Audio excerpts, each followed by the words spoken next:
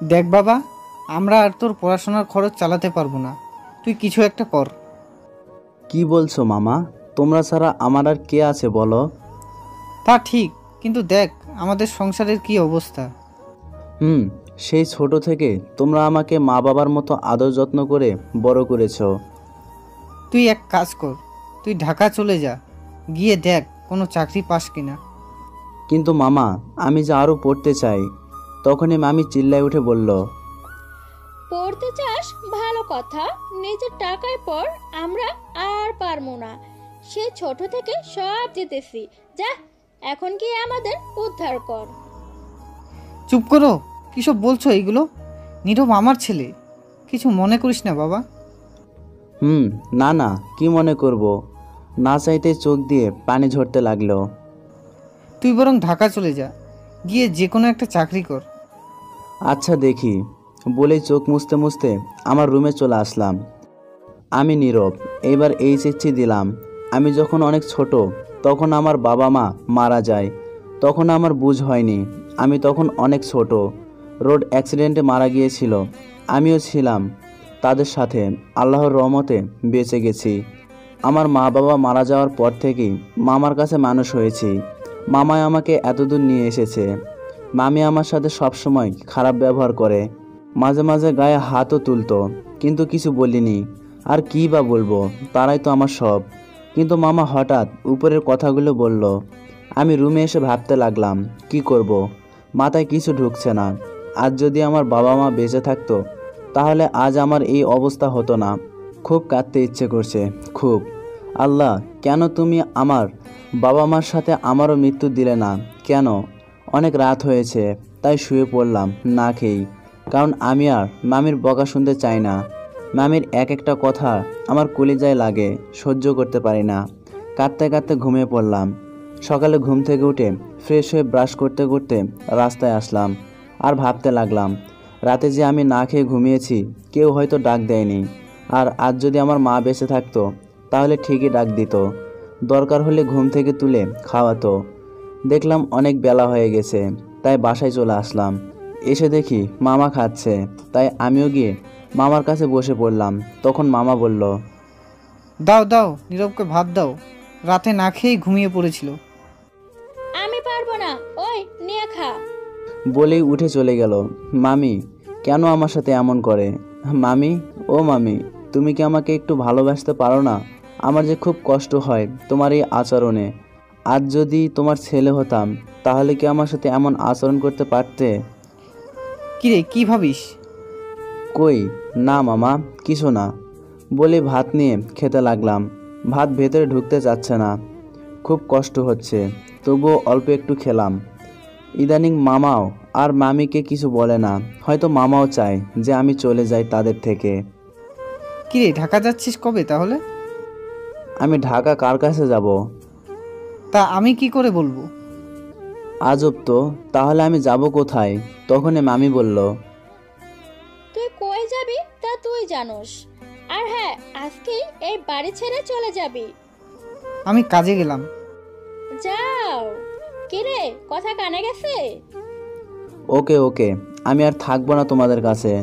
আজ যদি আমি তোমার ছেলে হতাম, তাহলে এমনটা করতে পারতে বলো? বেশি কথা বলিস না তো।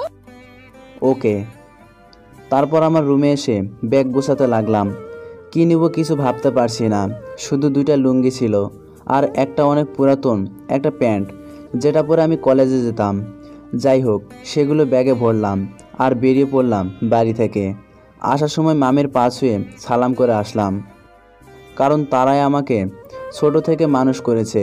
কিন্তু কপাল খারাপ, মামাকে শেষবারের মতো দেখতে পেলাম না। আমি বের হতেই মামি ঠাস করে গেট লাগিয়ে দিল। হয়তো আজ মামি অনেক শান্তি পাবে, অনেক। আল্লাহ, আমার চোখে এত পানি দিচ্ছ কেন? হ্যাঁ, অল্পতেই চোখ বেয়ে পানি পড়ে। চোখ মুছতে মুছতে বেরিয়ে পড়লাম ঢাকার উদ্দেশ্যে। সিরাজগঞ্জ রোড থেকে একটা পিক আপে উঠলাম। পকেটে সামান্য কিছু টাকা, তাই বাসে উঠতে পারলাম না। একটু পর পিক আপটি ছাড়ল, আর আমি ব্যাগটা বুকে জড়িয়ে আকাশের দিকে তাকিয়ে রইলাম। 2 ঘন্টা পর পিক আপটি গাজীপুর চৌরাস্তায় আসলো। আমি নেমে এখন কোন রাস্তায় যাব কিছু বুঝতে পারছি না। আগে কখনো ঢাকা আসা হয়নি, তাই। সবাই কি সুন্দর সুন্দর পোশাক পরে ঘোরাঘুরি করতেছে, আর আমি কি না কি নোংরা পোশাকে ঢাকা। একবার ওদের দিকে তাকাই, আবার আমার দিকে তাকাই। হঠাৎ রাস্তার পাশে একটা সাইনবোর্ড দেখতে পেলাম। দৌড়ে গিয়ে দেখি একটা আর্জেন্ট প্রাইভেট টিচার লাগবে, 017 লেখা আছে। আমি তো মহা খুশি, কিন্তু ফোন করব কিভাবে? আমার তো মোবাইল নেই। আশেপাশে তাকিয়ে দেখলাম কাউকে পাই কি না, কিন্তু কাউকে পেলাম না। আমি সাইনবোর্ডের কাছে দাঁড়ায় থাকলাম, কাউকে আসতে দেখছি না। কিছুক্ষণ পর একটা ইয়াং মেয়ে আসতেছে, কানে হেডফোন লাগিয়ে। তখন আমি বললাম, এই যে ম্যাডাম। কি আমাকে বলছেন? জি ম্যাডাম, একটা কথা বলবো। হ্যাঁ বলুন। আসলে আপনার ফোনটা একটু দিবেন? কি? আমি আপনাকে ফোন দেব কেন? আসলে আপু, আমি এখানে নতুন এসেছি, কোথায় যাব তাও জানি না, তাই এই নাম্বারে একটু ফোন করতাম, সাইনবোর্ডটা দেখিয়ে। ওহ, এই নিন। বলেই ফোনটা আমার হাতে দিল। মেয়েটা কত ভালো। হ্যাঁ হ্যাঁ দিন। মোবাইলটা নিয়ে ওই নাম্বারে ফোন করলাম। কিছুক্ষণ রিং হওয়ার পর রিসিভ করলো। আসসালামু আলাইকুম। ওয়ালাইকুম আসসালাম। কে বলছেন? হ্যাঁ আমি। তারপর সাইনবোর্ডের কথা বললাম। ও যাক, অবশেষে তাহলে আমরা মেয়ের জন্য একটা টিচার পেলাম। তা বাবা, তুমি এখন কোথায়? জি আন্টি, চৌরাস্তায়, একটা মধ্যবয়সী মহিলা। তুমি এই লোকেশন ধরে আসো। জি আচ্ছা আন্টি, বলে ফোনটা রেখে দিলাম। এই নিন, আর আপনাকে অনেক অনেক ধন্যবাদ। মেয়েটির দিকে ফোন বাড়িয়ে। আরে না না, ধন্যবাদ দেওয়ার কি আছে। ওকে, আমি এখন আসি। ওকে। তারপর আমি তাড়াতাড়ি করে আন্টির দেওয়া বাসার দিকে যেতে লাগলাম। কিছুক্ষণ পর বিশাল একটা বাড়ি দেখতে পেলাম। হয়তো এটাই হবে, তাই গেট দিয়ে ঢুকতে যাব। তখনই দারোয়ান বলল, এই যে আপনি কে, আর এই বাড়িতে কেন ঢুকেছেন? এই বাড়িতে নাকি একটা প্রাইভেট টিচার লাগবে, তাই এই বাড়ির মালিক আসতে বলেছে। ও ওকে যান। তারপর ভেতরে গিয়ে দেখি একটা রাজপ্রাসাদ। আমি তো হা কইরা সব দেখতেছি। এমন সময় একটা মধ্যবয়সী মহিলা আসলো। এ কি, কে তুমি? আর তোমাকে কে ঢুকতে দিল? জি আন্টি, আমি ফোন করে বললাম। ও, তার মানে তুমি অনিকার টিচার হবে? জি, যদি সুযোগ দেন। ও, মেয়েটার নাম তাহলে আনিকা? বসো। জি আন্টি, বসে পড়লাম। তোমার নাম কি? বাড়ি কই? জি, আমি নীরব, সিরাজগঞ্জ থেকে আসছি। আমি এবার এইচএসসি পরীক্ষা দিয়েছি, এখানে ভার্সিটিতে ভর্তি হব। ও, খুব ভালো কথা। তা তোমার বাবা মা কি করেন? আসলে আন্টি, মা বাবার কথা শুনতেই কলিজাটা কেঁপে উঠল। কি হলো? আসলে আন্টি, আমার মা বাবা নেই। কেন, কোথায় তারা? আন্টি, তারপরে সব বললাম। ও, মন খারাপ করো না, একদিন সবাইকেই যেতে হবে। জি। আর হ্যাঁ, অনিকা ক্লাস 10-এ পড়ে।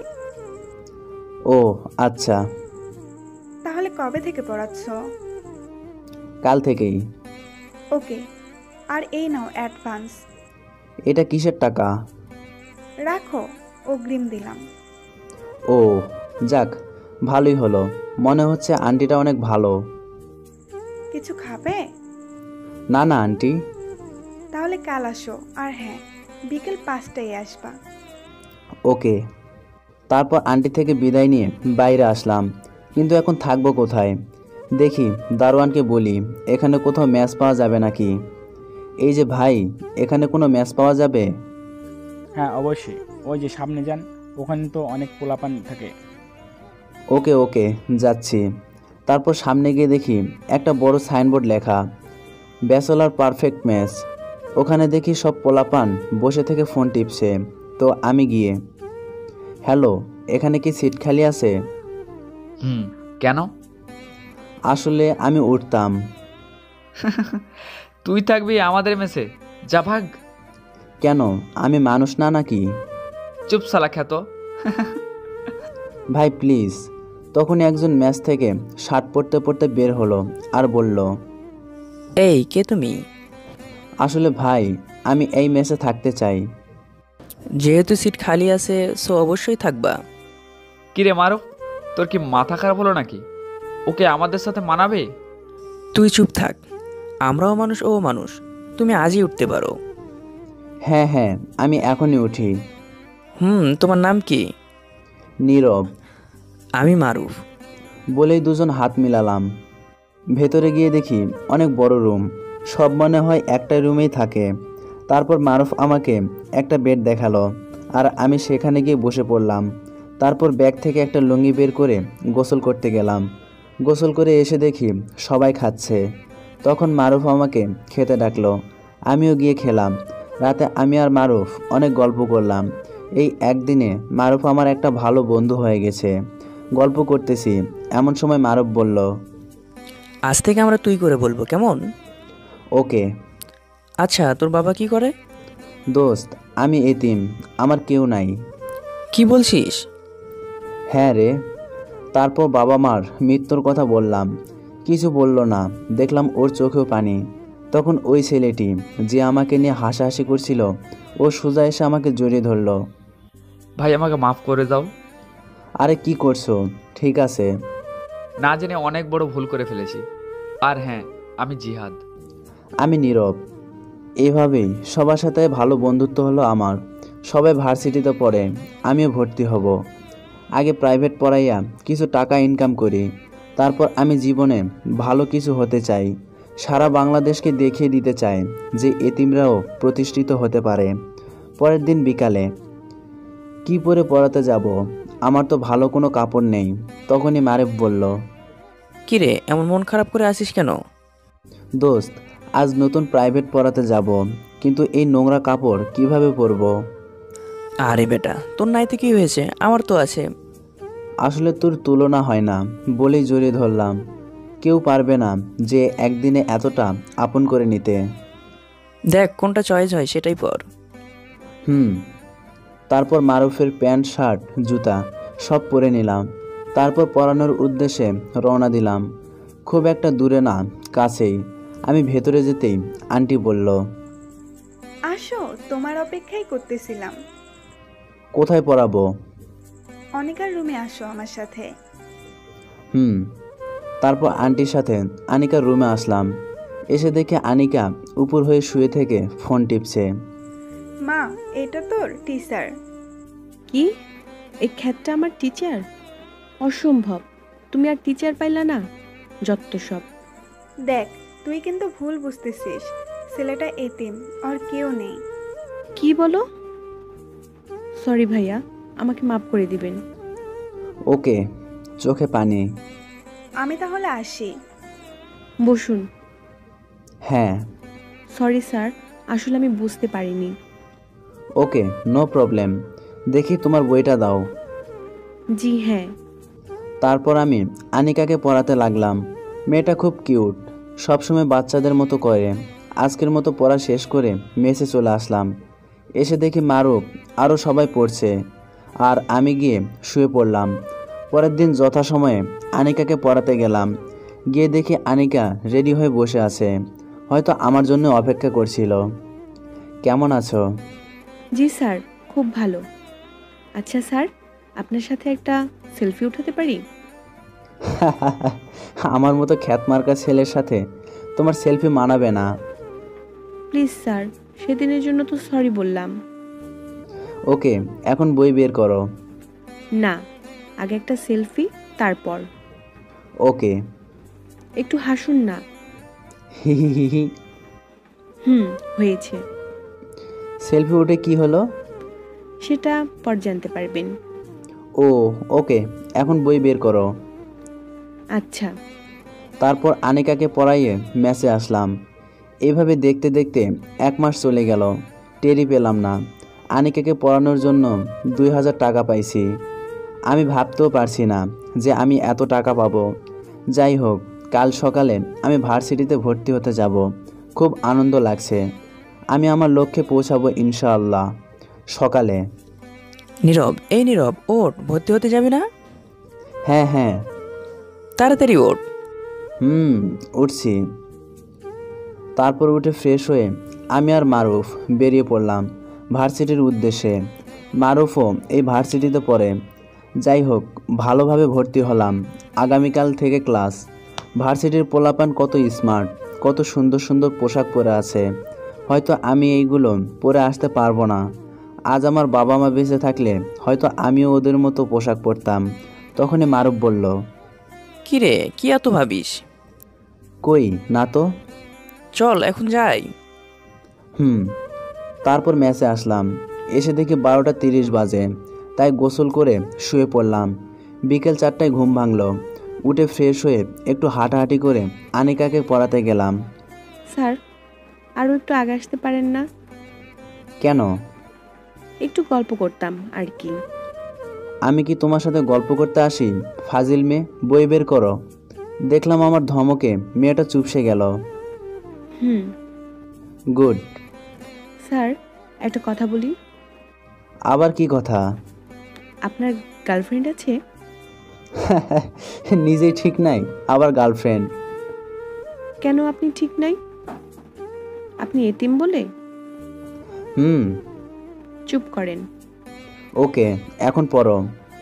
না, আজ পড়বো না। আমি আপনার সাথে গল্প করব। কেন?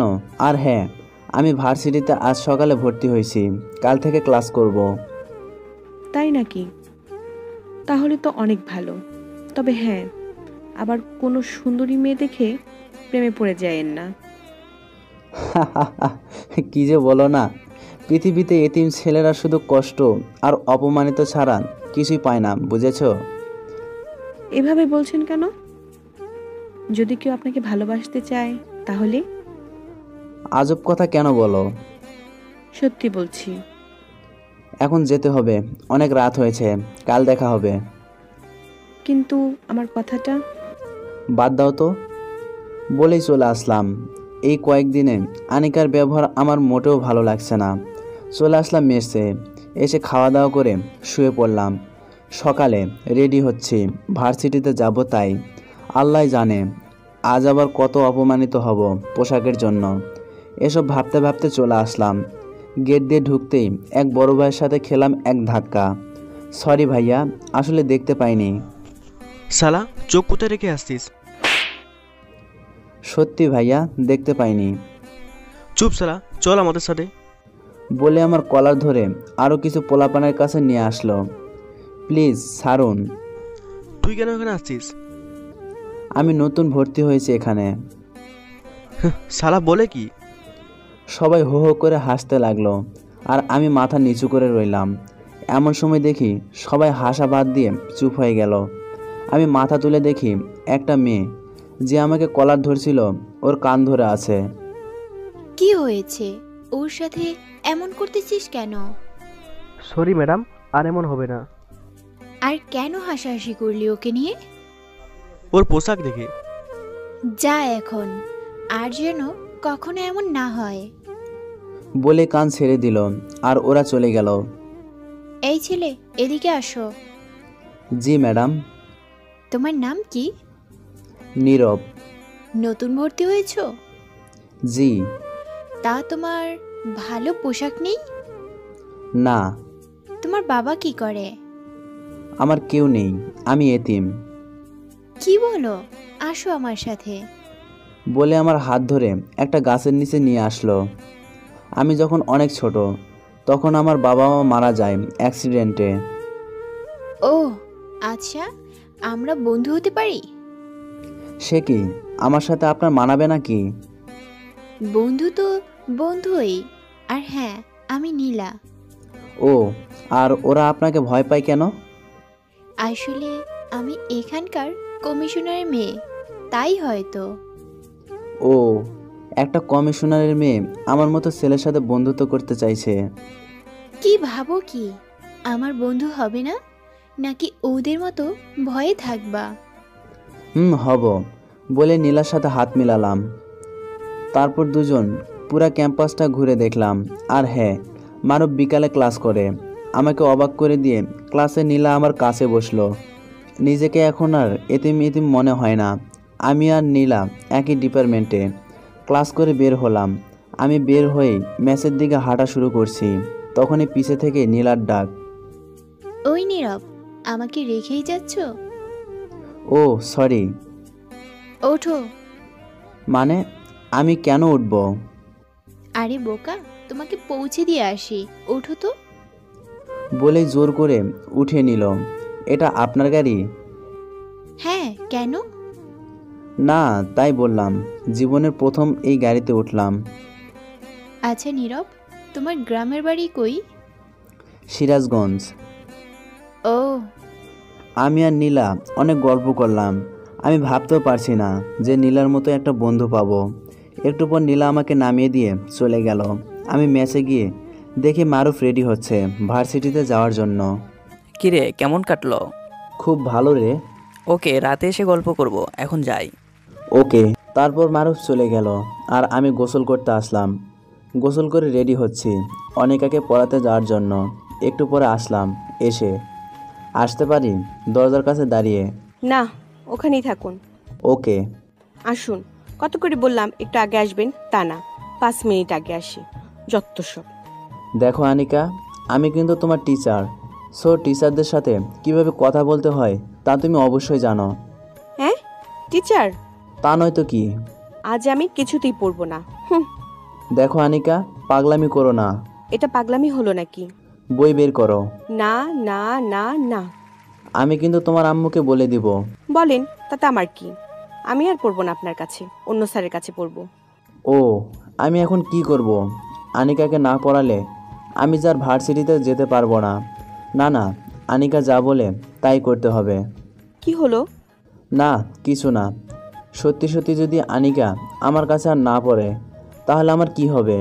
ভয় পাবেন না, আমি আপনি ছাড়া আর কারো কাছে পড়বো না। না না, ভয় পাবো কেন? যাক বাবা, বাঁচলাম। আগে বলুন, আজকে ভার্সিটির ফার্স্ট দিন কেমন কাটলো? জানো আনিকা, প্রথম দিনে একটা মেয়ে আমার সাথে বন্ধুত্ব করেছে। আবার তার বাবা নাকি এখানকার কমিশনার। কি? কিন্তু কিভাবে? আমি গেট দিয়ে তারপরে যা যা হয়েছে সব বললাম। ও, মেয়েটা কি খুব সুন্দর? খুব সুন্দর। আমার থেকেও সুন্দর? তোমার মতো পেতনি আর কনে পড়ি। আরে কাঁদছো কেন? তুমি ওর থেকে বেশি সুন্দরী। তাহলে কেন মিথ্যা বললেন? আচ্ছা, সুন্দরী সুন্দরী করছো কেন? যদি ওই মেয়েটা আপনাকে নিয়ে নেয় তাহলে? মানে কি আবল তাবল বলছো? আপনার চেহারাটা অনেক মায়াবী, জানেন, মনে হয় সবসময় তাকাই থাকি। তো থাকো না, না করেছে কে? সত্যি। ওকে। বলেই দুগালে হাত দিয়ে আমার দিকে তাকিয়ে রইল। অনেক রাত হয়েছে, আমি গেলাম। এইরকম তাকানো দেখে লজ্জা লাগছে। কি মেয়ে রে বাবা, টেনে পড়ে তাই এমন। যখন কলেজে যাবে তখন কি হবে আল্লাহ জানে। একটু আমার দিকে তাকান না। চুপ, তুমি কি চাও বলো তো? তাপ দিয়ে উঠে কথাটা বললাম। এতিম ছেলেদের ভালোবাসতে নেই, কারণ তারা এমনিতেই অনেক কষ্টের মাঝে বড় হয়। তার উপর যদি প্রিয় মানুষ কষ্ট দেয় তাহলে তাদের আর বেঁচে থাকা হয় না। আমি যা চাই দিতে পারবেন? এতিম ছেলেদের কাছে কি থাকবে বলো যে তোমাকে দিব? সেটা আপনি চাইলেই দিতে পারবেন। ওকে বলো, দেখি কি চাও। আমি তখনই আন্টির ডাক। অনিকা, নীরব কি চলে গেছে? না আম্মু। এই যে বাবা, আজ এখানে খেয়ে তারপর যাবে। না না আন্টি, আমি মেসে খাবো নি। চুপ, আর একটাও কথা না, জলদি আসো। বলে আমার হাত ধরে খাওয়ার টেবিলে নিয়ে আসলো। থাক না আন্টি। আরে বাবা, খাও তো।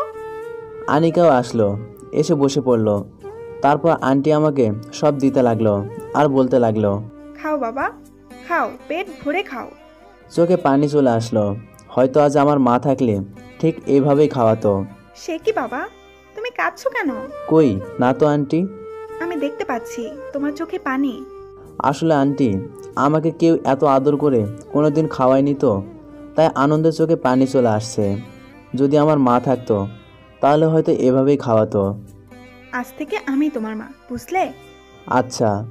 দেখলাম আনিকা খাওয়া বাদ দিয়ে আমার মুখের দিকে তাকিয়ে আছে ভেজা চোখে। তারপর খাওয়া দাওয়া করে বসে আছি। তখনই মারুফের ফোন। হ্যাঁ বল। কিরে, এত রাত হলো এখনো এলি না যে? এই তো এখন আসবো। ওকে, তাড়াতাড়ি আয়। তারপর আন্টির কাছ থেকে বিদায় নিয়ে মেসে চলে আসলাম। এসে দেখি মারুফ, জিহাদ সবাই হাসাহাসি করছে। আমি যেতেই মারুফ বলল, আজ এত লেট হলো কেন? দোস্ত, আমি কোনোদিন মায়ের আদর পাইনি, কিন্তু আজ পেলাম মায়ের আদরের মতো। কি বলছিস? কে করলো? আনিকার আম্মু। আমাকে খুব আদর যত্ন করে খাওয়ালো। জানিস, খুব ভালো আন্টিটা। আবার বলে কি জানিস, যে আজ থেকে নাকি সে আমার মা। ওয়াও, তাহলে তো খুব ভালো। তোর ছাত্রী আনিকা দেখতে কেমন? আমি কখনো ওই নজরে ওকে দেখিনি, আর তাছাড়া দেখার অনুমতিও আমার নেই। মানে কি বলছিস? কে মানা করেছে? ভুলে যাস না যে আমি এতিম। চুপ, একদম চুপ। কে বলেছে তুই এতিম? আমি আছি না। আর কখনো এতিম বলবি না। ওকে, আর হ্যাঁ, নীলাকে চিনিস? হ্যাঁ, কেন? ও যে মেয়েরে বাবা, ওর কাছে কেউ যেতে পারে না। বাবা কমিশনার। নীলা আজ ওর গাড়ি দিয়ে আমাকে মেসে নামিয়ে দিয়ে গেছে। কি? কিন্তু কেমনে? শোন, আমি যখন গেট দিয়ে ঢুকতে যাব তখন, তারপর সব বললাম। এত বড় সাহস, তোর গায়ে হাত দিয়েছে? কোন শালা? তার নামটা জানতে পারছিস? আর হ্যাঁ, তোর কপাল অনেক ভালো যে নীলার মতো একটা বন্ধু পেলি। আমার কপালের কথা বলছিস? ওকে, তুই তো খেয়ে আসছিস, এখন আমি খাই। ওকে। সকালে ভার্সিটিতে যাওয়ার জন্য রেডি হচ্ছি। আমি ম্যাচ থেকে নামতে আমি অবাক, কারণ নীলা গাড়ি নিয়ে দাঁড়ায় আছে। এ কি, আপনি এখানে কেন? তোমাকে নিতে এলাম। আর হ্যাঁ, তোমার নাম্বারটা দাও। সেই কখন থেকে অপেক্ষা করছি। নাম্বারও নেই যে ফোন করব। কিন্তু আমার তো ফোন নেই। কি মজা করো? এখনকার সময়ে সবার কাছেই ফোন থাকে। সবাই তো আর আমার মতো এতিম না। আবার সেই এতিম? ওকে, জলদি আসো। গাড়িতে গিয়ে বসলাম। নীলা চালাচ্ছে আর আমি পাশে বসে আছি। আমরা তুই করে কথা বলবো, কেমন? সে কি, না না, আমি পারবো না। কেন পারবি না? পারবো পারবো, ভয়ে ভয়ে। এই তো গুড বয়। আর ভয় পাস না, আমার সাথে কেউ মিশতে চায় না। কেন? তা জানি না। ও, এইটা রাখ। আমি টাকা নিয়ে কি করব? আর এতগুলো টাকা আমি কখনো শোধ করতে পারবো না। আরে হাদারাম, এই টাকা দিয়ে একটা স্মার্টফোন কিনবি আর আমার সাথে কথা বলবি। কিন্তু কোনো কিন্তু না, রাখ। এই আমরা তো ভার্সিটি ছেড়ে গেলাম। আরে কি এই করতেছোস? তোকে না বলছি আমাকে তুই করে বলবি, আর নাম ধরে। ওকে, কিন্তু তুই কোথায় যাবি? দেখ কই যাই, চুপচাপ বসে থাক। আমার না ভয় করছে। তুই কি বাচ্চা খুকি নাকি? না, তা না। তাহলে চুপ থাক। ওকে। কিছুক্ষণ পর একটা বিশাল শপিং মলের কাছে এসে গাড়ি পার্কিং করলো। তারপর নাম এখন। কই এলাম? চল এখন। বলে আমার হাত ধরে ভেতরে নিয়ে এলো। হাত ছাড়। কেন, তোর সমস্যা হচ্ছে? না, আমি যদি নীলার সাথে এভাবে কয়েকদিন মিশি তাহলে নিশ্চিত আমি ওর প্রেমে পড়ে যাব। দেখ তো কেমন এইটা। ওয়াও, কি সুন্দর। তোর বয়ফ্রেন্ডের জন্য নাকি? সেই হবে। এইটা কেমন? অনেক সুন্দর। মামা, এইগুলো প্যাক করে দিন। Okay madam. ধন্যবাদ। চল এখন। আজ তাহলে কি আমরা ক্লাস করব না? না। তুই না করলি, আমাকে করতে হবে। আমাকে যে মানুষের মতো মানুষ হতেই হবে। বলে দিছি দৌড়, আর অমনি। থাম নীরব, ওই নীরব বা। আমি ক্লাস করব। প্লিজ থাম। ওকে, আবার ওর কাছে আসলাম। ওর কাছে যে টাকাগুলো দিলাম সেগুলো দে। ওকে, তারপর সব দিয়ে দিলাম। এখন আয় চুপচাপ। কিন্তু ক্লাস? আর একটাও কথা না। বলে আমার হাত ধরলো। মনে হয় আমি ওর বয়ফ্রেন্ড। একটা মোবাইলের শোরুমে ঢুকলো। দেখ কত সুন্দর সুন্দর ফোন। হ্যাঁ, শাওমি ওই ফোনটা দেন তো মামা। এই নিন। নীরব, দেখ তো এইটা কেমন। খুব সুন্দর। দাম কত? 17,500 টাকা। এখন চল। কার জন্য কিনলি ফোনটা? আগে বাইরে চল, তারপর বলি। ওকে। আমার মাথায় হাত রেখে বল। কি বলবো? ওর মাথায় হাত দিলাম। যে আজ থেকে আমি আর নিজেকে এতিম বলবো না। হ্যাঁ রে, আর কখনো এতিম বলবো না। চোখ দিয়ে পানি পড়ে গেল। এই নীরব, কাঁদছিস কেন? হ্যাঁ, আজ থেকে আমি তো সব। আর এইগুলো সব তোর। কাল ভার্সিটিতে সব পড়ে আসবি আর আমার হাত ধরে ঘুরবি, যেন সবাই মনে করে তুই আমার বয়ফ্রেন্ড। ওকে? ওকে, সবগুলো হাতে নিলাম। আর হ্যাঁ, এইটাও পরবি। এটা আবার কখন কিনলি? তুই দেখোসনি? চল এখন যাই। চল বাসায়, আর তো ক্লাস করতে পারবো না।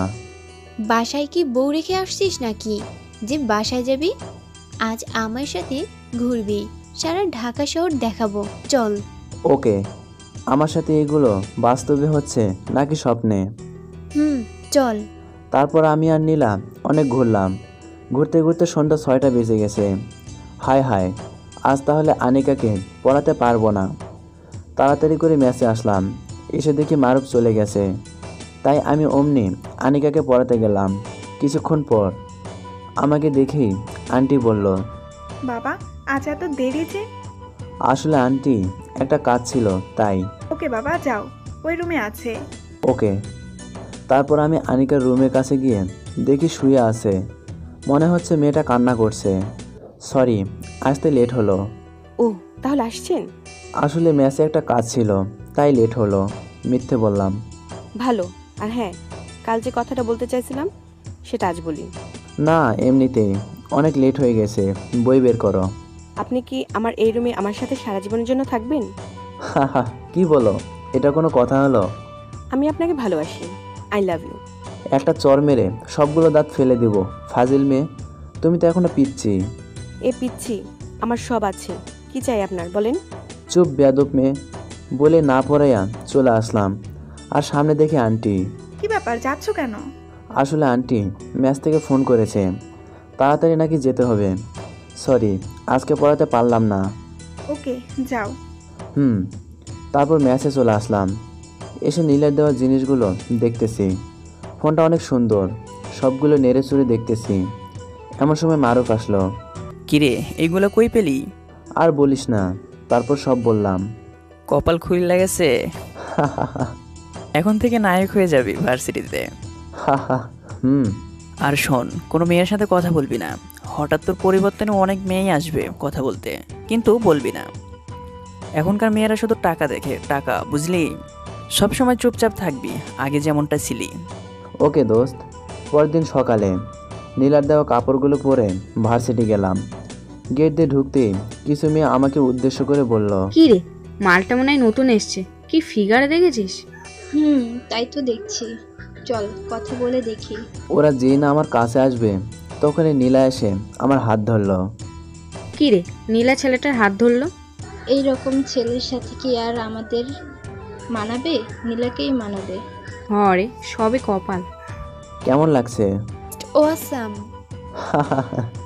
ওই হাসছো কেন? ওই দেখো না সবাই কিভাবে তাকায় আছে।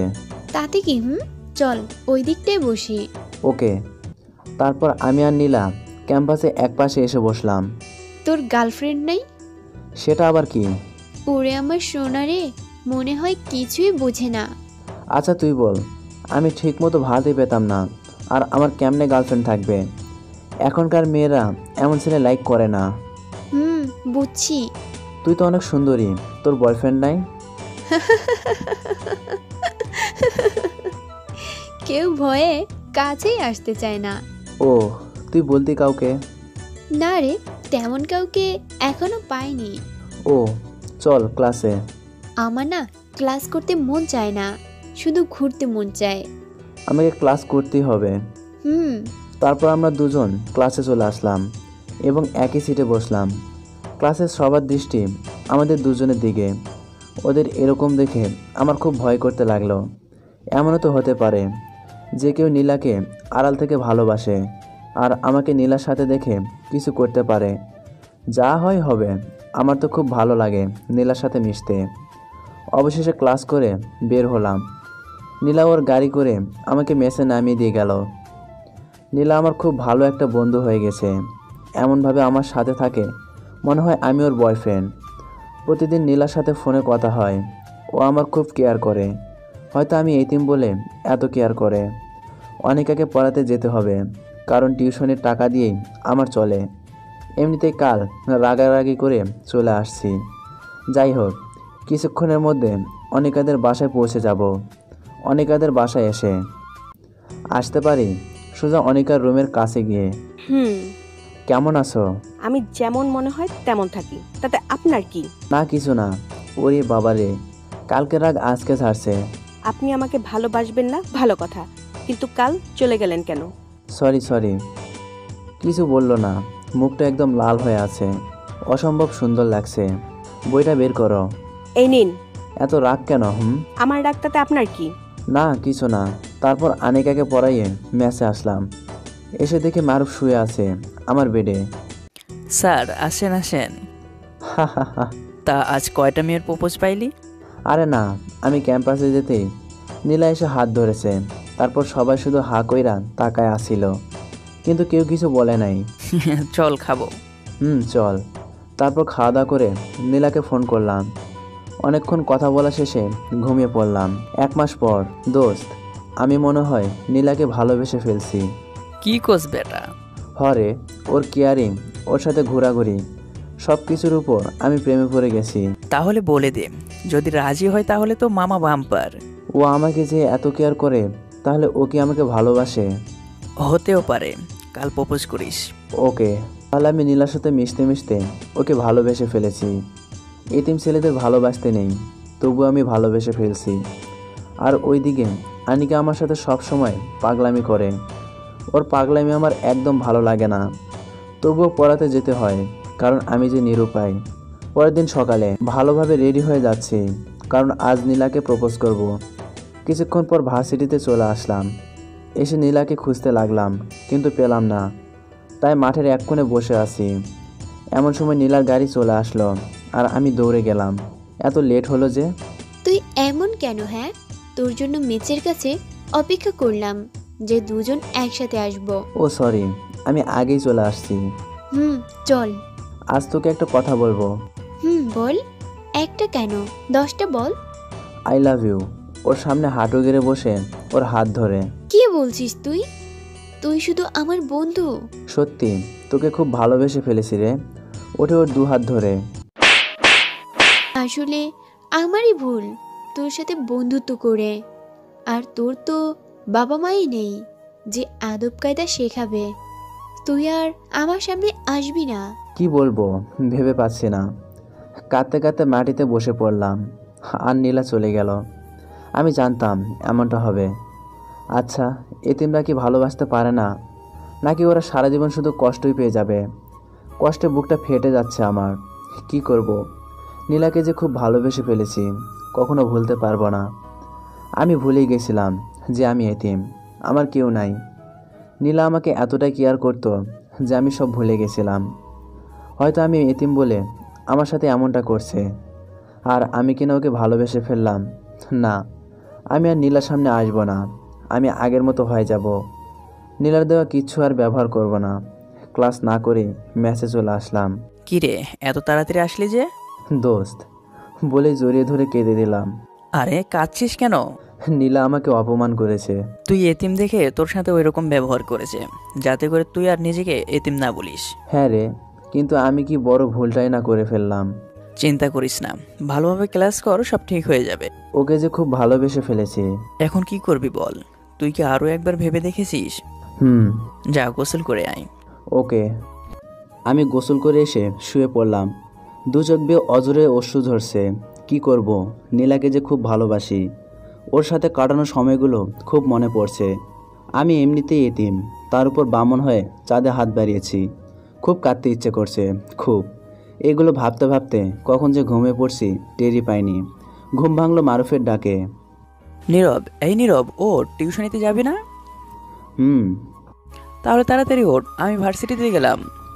তারপর আমি উঠে দেখি মারুফ চলে গেছে, আর আমি মুখটা ধুয়ে অনিকাকে পড়াতে গেলাম। জানি আজ পড়াতে পারবো না, তবুও যাচ্ছি, কারণ না গেলে আমি চলবো কেমনে। ভেতরে ঢুকতেই, আরে বাবা, তোমাকে এমন দেখাচ্ছে কেন? ঘুম থেকে উঠে আসছি, তাই হয়তো। চোখগুলো কি লাল? ঘুম থেকে উঠলে এমন হয়। ও আচ্ছা, যাও। তারপর আমি আনিকার রুমে আসলাম। এসে দেখি আনিকা বসে আছে, হয়তো কিছু ভাবছে। আমি যে রুমে ঢুকে গেছি তাও টেরও পাইনি। কি ভাবছে এত? আপনি কখন এলেন? এখনই। বসুন। আপনাকে এমন দেখাচ্ছি কেন? এমনি। এমনি কখন এমন হয় নাকি? হয়, বই বের করো। ওকে। তারপর অনিকাকে পড়াতে লাগলাম। পড়াতে ইচ্ছে করছিল না, তবুও পড়াতে হচ্ছে। পড়াশোনা শেষ। এমন সময় অনিকা উঠে রুমের দরজা বন্ধ করলো। এই, তুমি দরজা বন্ধ করছো কেন? আমি যে আপনাকে ছাড়া আর কিছু ভাবতে পারছি না।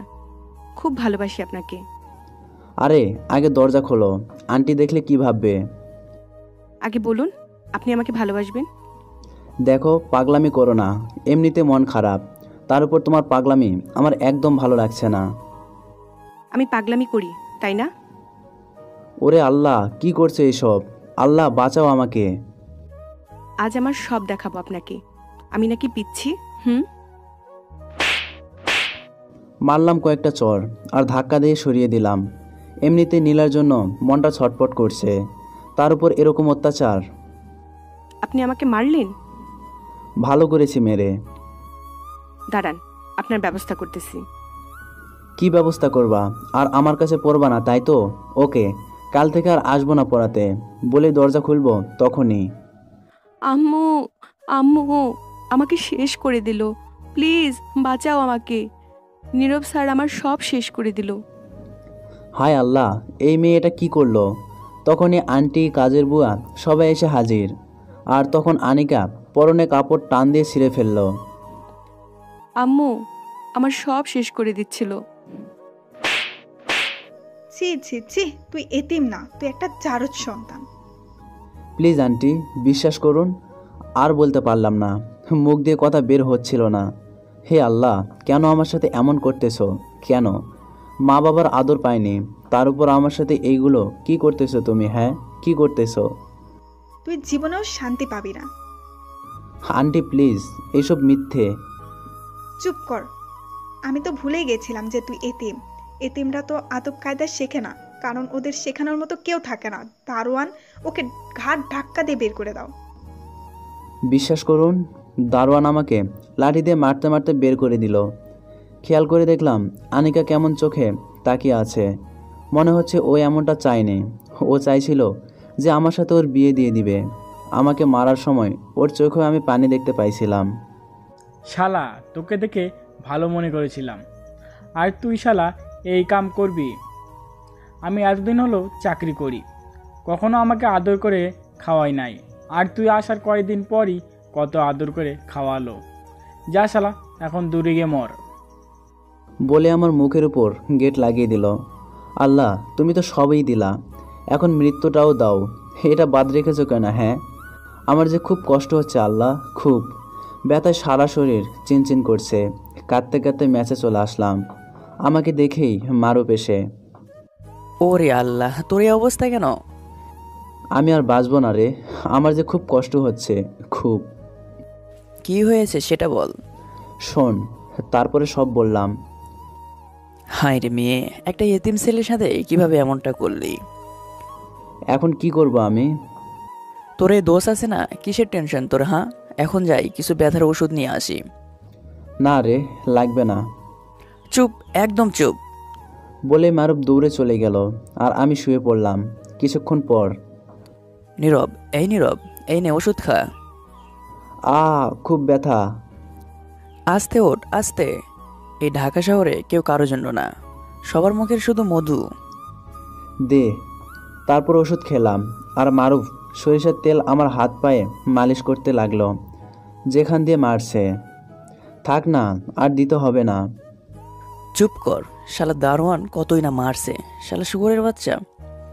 আর ওইসব মেয়েরা জীবনও সুখী হতে পারবে না যে তোর মতো ছেলের সাথে এমনটা করতে পারে।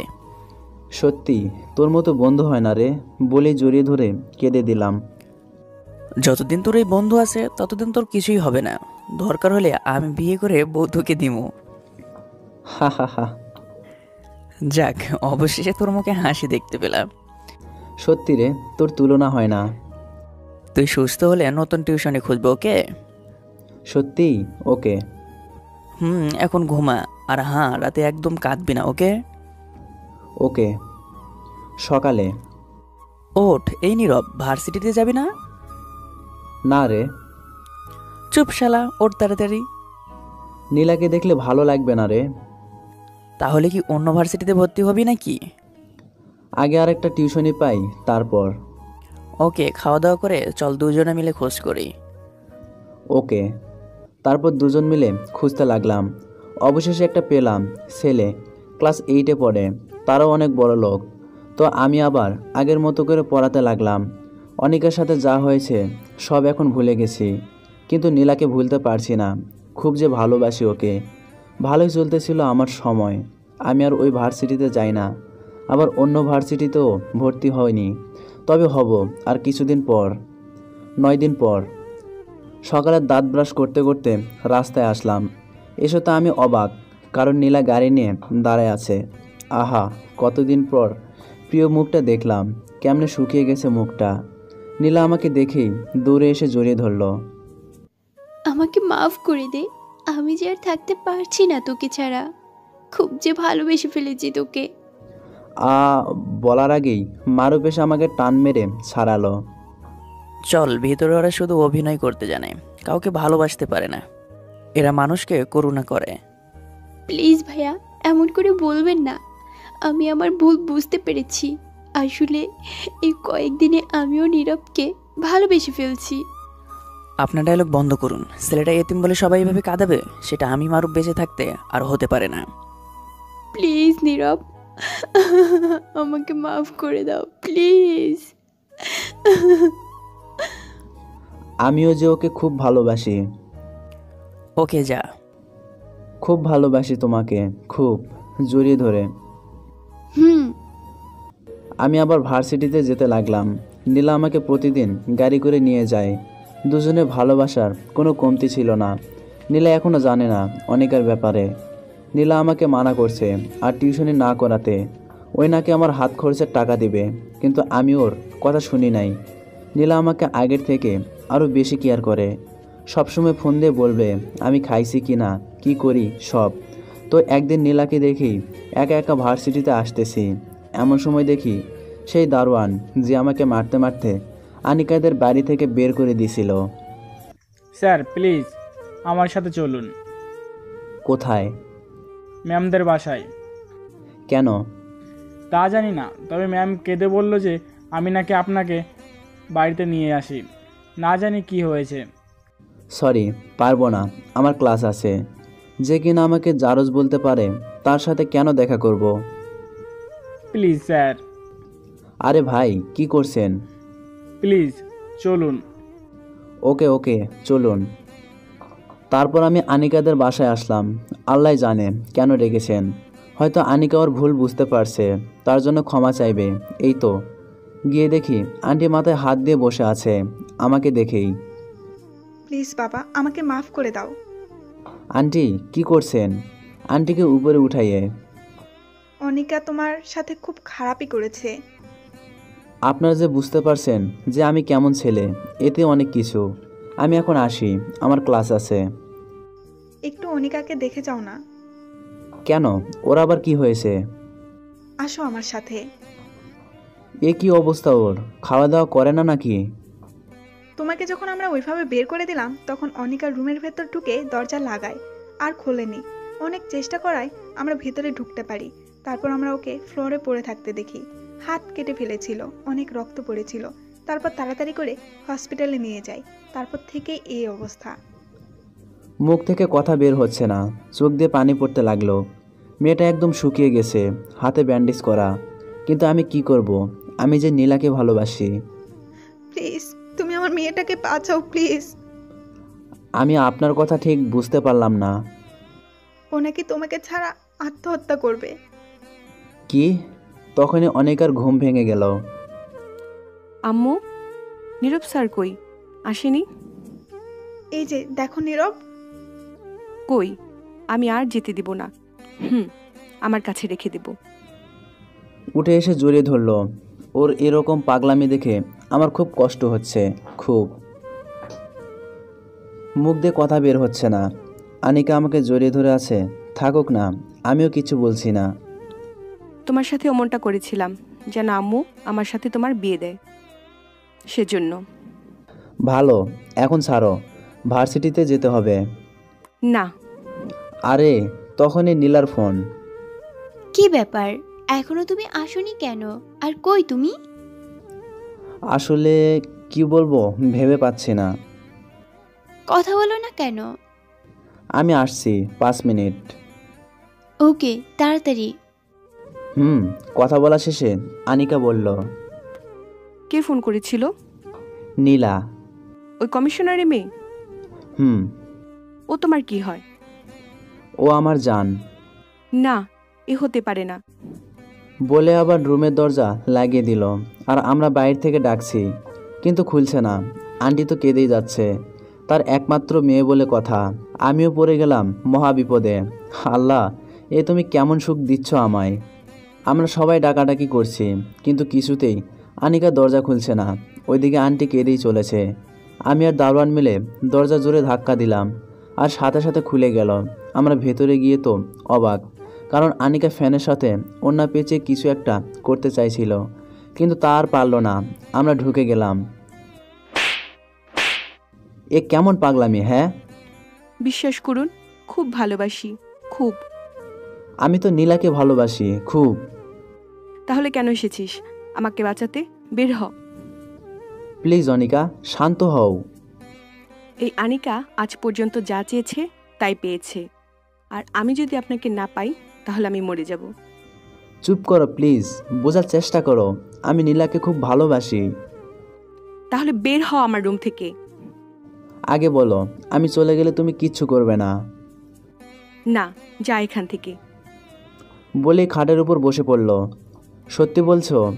পাগল টাগল হলো নাকি আবার? না বাবা, ও মিথ্যা বলছে। প্লিজ তুমি যেও না, ও নিজেকে শেষ করে দেবে। ও ছোট থেকেই অনেক জেদি। প্লিজ বাবা, আমার মেয়েটাকে বাঁচাও প্লিজ। প্লিজ। আপনিও আনিকার মতো পাগলামি শুরু করে দিলেন। তখনই ফোনটা বেজে উঠল, নীলার ফোন। এই, সত্যি করে বলো তো, তোমার কি হয়েছে? নাকি শরীর খারাপ? প্লিজ বলো না। অনেক বড় একটা সমস্যায় পড়ে গেছি। নীলাও পাগল হয়ে গেছে আমাকে দেখতে না পেয়ে। কি কি সমস্যা? প্লিজ বলো। আর তোমার কিছু হয়নি তো? না, তুমি এখন এই জায়গায় চলে আসো। আনিকাদের বাসার ঠিকানা দিলাম। আমি এক্ষুনি আসছি। তখনই আনিকা বলে উঠল, আমি কিন্তু ওকে মেরে ফেলবো। কাকে? যে আমার ভালোবাসায় হাত বাড়িয়েছে। চুপ, একটা চর মারবো।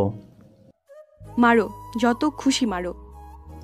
ভাই, একটু গিয়ে নিয়ে আসুন ওকে, দারোয়ানকে বললাম। জি স্যার। তারপর আমি, আন্টি আর নীলা খাটে বসে আছি। পিচ্চি মেয়েটা কেঁদে কেঁদে একদম চোখ মুখ লাল করে ফেলেছে। এত সুন্দর একটা মাইয়া কি পাগলামিটাই না করছে। খুব মায়া হচ্ছে ওর উপর।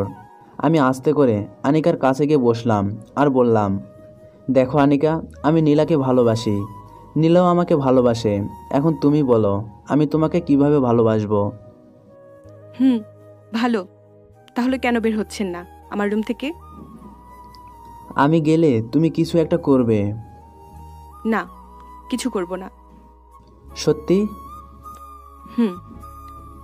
তখনই নীলা আসলো, এসে আমাকে জড়িয়ে ধরলো। কি হয়েছে তোমার? এই যে দেখো মেয়েটা, আগে ওকে পড়াতাম। হ্যাঁ, তো কি হয়েছে? আমাকে নাকি খুব ভালোবাসে, আমাকে ছাড়া নাকি আত্মহত্যা করবে। দেখো হাতে ব্যান্ডেজ, হাত কেটে ফেলেছে। কি? এই মেয়ে, দেখে তো মনে হচ্ছে পিচ্চি, কিন্তু এমনটা করো কেন? আর নীরব শুধু আমার, বুঝেছো? যা, তো নীরবকে নিয়ে চলে যা। ওকে, চলো। আরে না, আমি গেলে ও আত্মহত্যা করবে। তাহলে এখন কি করবা? আমিও তোমাকে ছাড়া বাঁচবো না সোনা, প্লিজ। বলে জড়িয়ে ধরলো আর কাঁদতে লাগলো। নীলার মনে ভয় ঢুকে গেল আমাকে হারানোর। পাগলি, আমিও খুব ভালোবাসি। আম্মু প্লিজ ওদের যেতে বলো, আমি আর সহ্য করতে পারছি না। বাবা, এখন কি করবা? তুমি আমার মেয়েটাকে বিয়ে করে এখানেই থেকে যাও প্লিজ। আন্টি, তা হয় না, আমি শুধু নীলাকে ভালোবাসি। আচ্ছা আনিকা, আমি তোমাকে বিয়ে করব যখন তুমি ইন্টার পাস করবে তখন। সত্যি? বলে লাফ মেরে উঠে এসে জড়িয়ে ধরল। তখনই নীলা কাঁদতে কাঁদতে বের হয়ে গেল। আমি পেছন থেকে ডাকলাম, কিন্তু শুনল না। এটা কি হলো? আর এখন থেকে পড়াশোনায় মন দাও, আর পাগলামি করবা না, ওকে? ওকে। তাহলে আমি এখন আসি। না, আজ আমার কাছে থাকো। আবার পাগলামি? হুম। কাল আসবো, এখন আসি। বলেই দৌড়ে বাইরে আসলাম। এসে দেখি নীলা গাড়ি নিয়ে চলে গেছে। আমি তো অনিকাকে শুধু সান্ত্বনা দিলাম, আর নীলা কিনা সত্যি সত্যি ভেবে নিল আনিকা এখন আবেগের বশে এইসব করছে। যখন আবেগ কেটে যাবে তখন ঠিক হয়ে যাবে সব। এখন কি করি? আমার যে নীলাকে ছাড়া এক মুহূর্ত ভালো লাগে না। ফোন বের করে ফোন দিলাম, রিং হচ্ছে কিন্তু রিসিভ করছে না। অনেকবার দিলাম কিন্তু রিসিভ করছে না। এখন কি করি? আবার দিলাম, ওরে আল্লাহ, এবার বন্ধ। নীলা আবার কিছু করবে না তো? মাথায় অনেক ব্যথা করছে। এত টেনশনের মাঝে মাথা কি আর ঠিক থাকে? ঘড়িতে তাকিয়ে দেখি 12:30 বাজে, তাই ম্যাচে আসলাম। এসে দেখি মারুফ ঘুমাচ্ছে। মারুফ, এই মারুফ। কে রে? নীরব। কিরে, ক্লাস করিসনি? আগে ওঠ, কথা আছে। কি হয়েছে রে? অনেক বড় একটা সমস্যায় পড়ে গেছি। আরে কি হয়েছে সেটা বল। তারপর যা যা হয়েছে সব বললাম। ওরে আল্লাহ, এত বড় কাহিনী একটা সিনেমাকে হার মানাবে। তুই মজা করছিস এটা নিয়ে? আমার নীলা যে রাগ করে চলে গেল, তার কি হবে? আমি ভাবছি আনিকার কথা। মেয়েটার কি হবে যদি সত্যি সত্যি আত্মহত্যা করে? তাহলে তার জন্যই তো মিথ্যা আশ্বাস দিয়ে আইছি। চল নীলাদের বাসায় যাই। পাগল টাগল হলে নাকি? অনেক সিকিউরিটি ওদের বাড়ির আশেপাশে। তাহলে কি করবি? আর শোন, কাল ভার্সিটিতে সব কথা বলিস আর রাগ ভাঙাস। এখন তাছাড়া আর তো কোনো উপায় নেই। যা গোসল করে আয়। ওকে। পরের দিন সকালে, দোস্ত, যদি নীলা ভার্সিটিতে না আসে তাহলে? আরে আসবে, যা তো। তাই যেন হয়। তারপর আমি ভার্সিটিতে চলে আসলাম। এসে নীলার জন্য অপেক্ষা করতেছি, কিন্তু নীলা আসতেছে না। ক্লাসের টাইম হয়ে যাচ্ছে কিন্তু নীলা আসছে না। আমার পুরো শরীর ঘেমে যাচ্ছে। আমি আর ক্লাস করলাম না, না করেই মেসে চলে আসলাম। কিরে, আসলি কেন? দোস্ত, নীলা আসেনি রে। আমি বলেছিলাম না, ও শুধু মন নিয়ে খেলা করতে পারে। না রে, ও আমাকে খুব ভালোবাসে। তাহলে তোকে ওইভাবে অবিশ্বাস করতো না। দেখ, এখানে অবিশ্বাসের কিছু না। ওর সামনে আনিকাকে বিয়ে করব বলে কথা দিয়েছি, তাই শুনে কাঁদতে কাঁদতে চলে আসছে। তাহলে কলেজে আসলো না কেন? সেটাই তো বুঝতেছি না। কাল আসতে পারে, অভিমান করে আছে। আমি যে আর পারছি না। তাহলে আমাকে ধরে বসে থাক। এভাবে বলছিস কেন? এখন নীলার সাথে দেখা হলে তো সবটা বলতে পারবি। পরের দিন ভার্সিটিতে গেলাম কিন্তু নীলাকে পেলাম না। ফোনও বন্ধ। আমি কি করব কিছু বুঝতে পারছি না। নীলা আমাকে সত্যি সত্যি কি ছেড়ে চলে গেল? না, নীলা এমনটা করতে পারে না। খুব যে ভালোবাসি ওকে। নীলা, প্লিজ বিশ্বাস করো। আমি শুধু অনিকাকে সান্ত্বনা দেওয়ার জন্য ওই কথাটা বলছি। প্লিজ ফিরে আসো না আমার কাছে, প্লিজ। খুব যে কষ্ট হচ্ছে। রাস্তার এক পাশে বসে থেকে এইগুলো বলতেছি। এমন সময় মারুফ। সত্যি কি পাগল হয়ে গেলি নাকি? কি সব বলতেছিস? আমি কি সারা জীবন কষ্টই পেয়ে যাব? আমরা কি তোকে ভালোবাসি না? বলেই জড়িয়ে ধরলাম। চল মেসে। না, যদি নীলার গাড়ি দেখতে পাই তাহলে ওকে সবটা বলবো। আরে পাগল, পাবি না, চল। সত্যি বলছিস? চল। ওকে চল। নীলা 5 দিন ভার্সিটিতে আসেনি। প্রত্যেক দিন অপেক্ষা করে করে চলে আসছি। আজ 6ষ্ঠ দিন। আল্লাহ জানে আজ নীলা আসবে কি না। ভার্সিটিতে গিয়ে গেটের কাছে বসে আছি। এমন সময় দেখলাম 2টা গাড়ি ঢুকলো। সামনেরটা নীলার, কিন্তু পরেরটা কার তা জানি না। আমি দৌড়ে গিয়ে নীলার গাড়ির কাছে গেলাম। নীলা নামলো আর আমি। নীলা, প্লিজ বিশ্বাস করো, সেদিন সব মিথ্যে বলছিলাম। ওর হাত ধরে। প্লিজ হাত ছাড়ো। আমাকে কেন এভাবে কষ্ট দিচ্ছ? কেন? নীলার চোখের নিচে কালো হয়ে গেছে, হয়তো কান্না করেছে। তুমি একটা প্রতারক। কি ক্ষতি করেছিলাম যার জন্য এমনটা করলে আমার সাথে? ওরে আল্লাহ, প্লিজ বিশ্বাস করো। আমি যদি তখন ওই কথাটা না বলতাম তাহলে মেয়েটা আত্মহত্যা করতো। সত্যি বলছি, খুব ভালোবাসি তোমাকে, খুব। এমন সময় কে যেন আমাকে পেছন থেকে টান মারলো। শালা, ম্যামের সাথে তো কিসের কথা? আরে আমাকে মারছেন কেন? আর কে আপনারা? অনেকগুলো লোক নীলা আর আমাকে ঘিরে রেখেছে। আমরা ম্যামের বডিগার্ড। ও, তখন আরেকজন মারল চোর। প্লিজ স্টপ, আপনারা কেন ওকে মারতেছেন? ম্যাম, ও না আপনার হাত ধরলো? হাজবেন্ড স্ত্রীর হাত ধরতেই পারে, তাই না? ম্যাম, কি বলছেন এইসব? আপনারা এখন প্লিজ এখান থেকে চলে যান, প্লিজ। না ম্যাম, স্যারের অর্ডার ছাড়া যেতে পারবো না। ওকে। তখন নীলা ফোন বের করে কাকে যেন ফোন করলো। আব্বু, প্লিজ তুমি ওদের চলে যেতে বলো। কেন মামুনি, কি হয়েছে? কিচ্ছু না, প্লিজ যেতে বলো। ওকে। তারপর ওরা চলে গেল আর আমি গিয়ে নীলার সামনে দাঁড়ালাম। পথ ছাড়ো। এখনো অভিমান করে থাকবা? পথ ছাড়ো। প্লিজ সোনা, এমনটা করো না। তোমার জন্য সারা রাত ঘুমাতে পারিনি এই কয়দিন, খুব কান্না করেছি।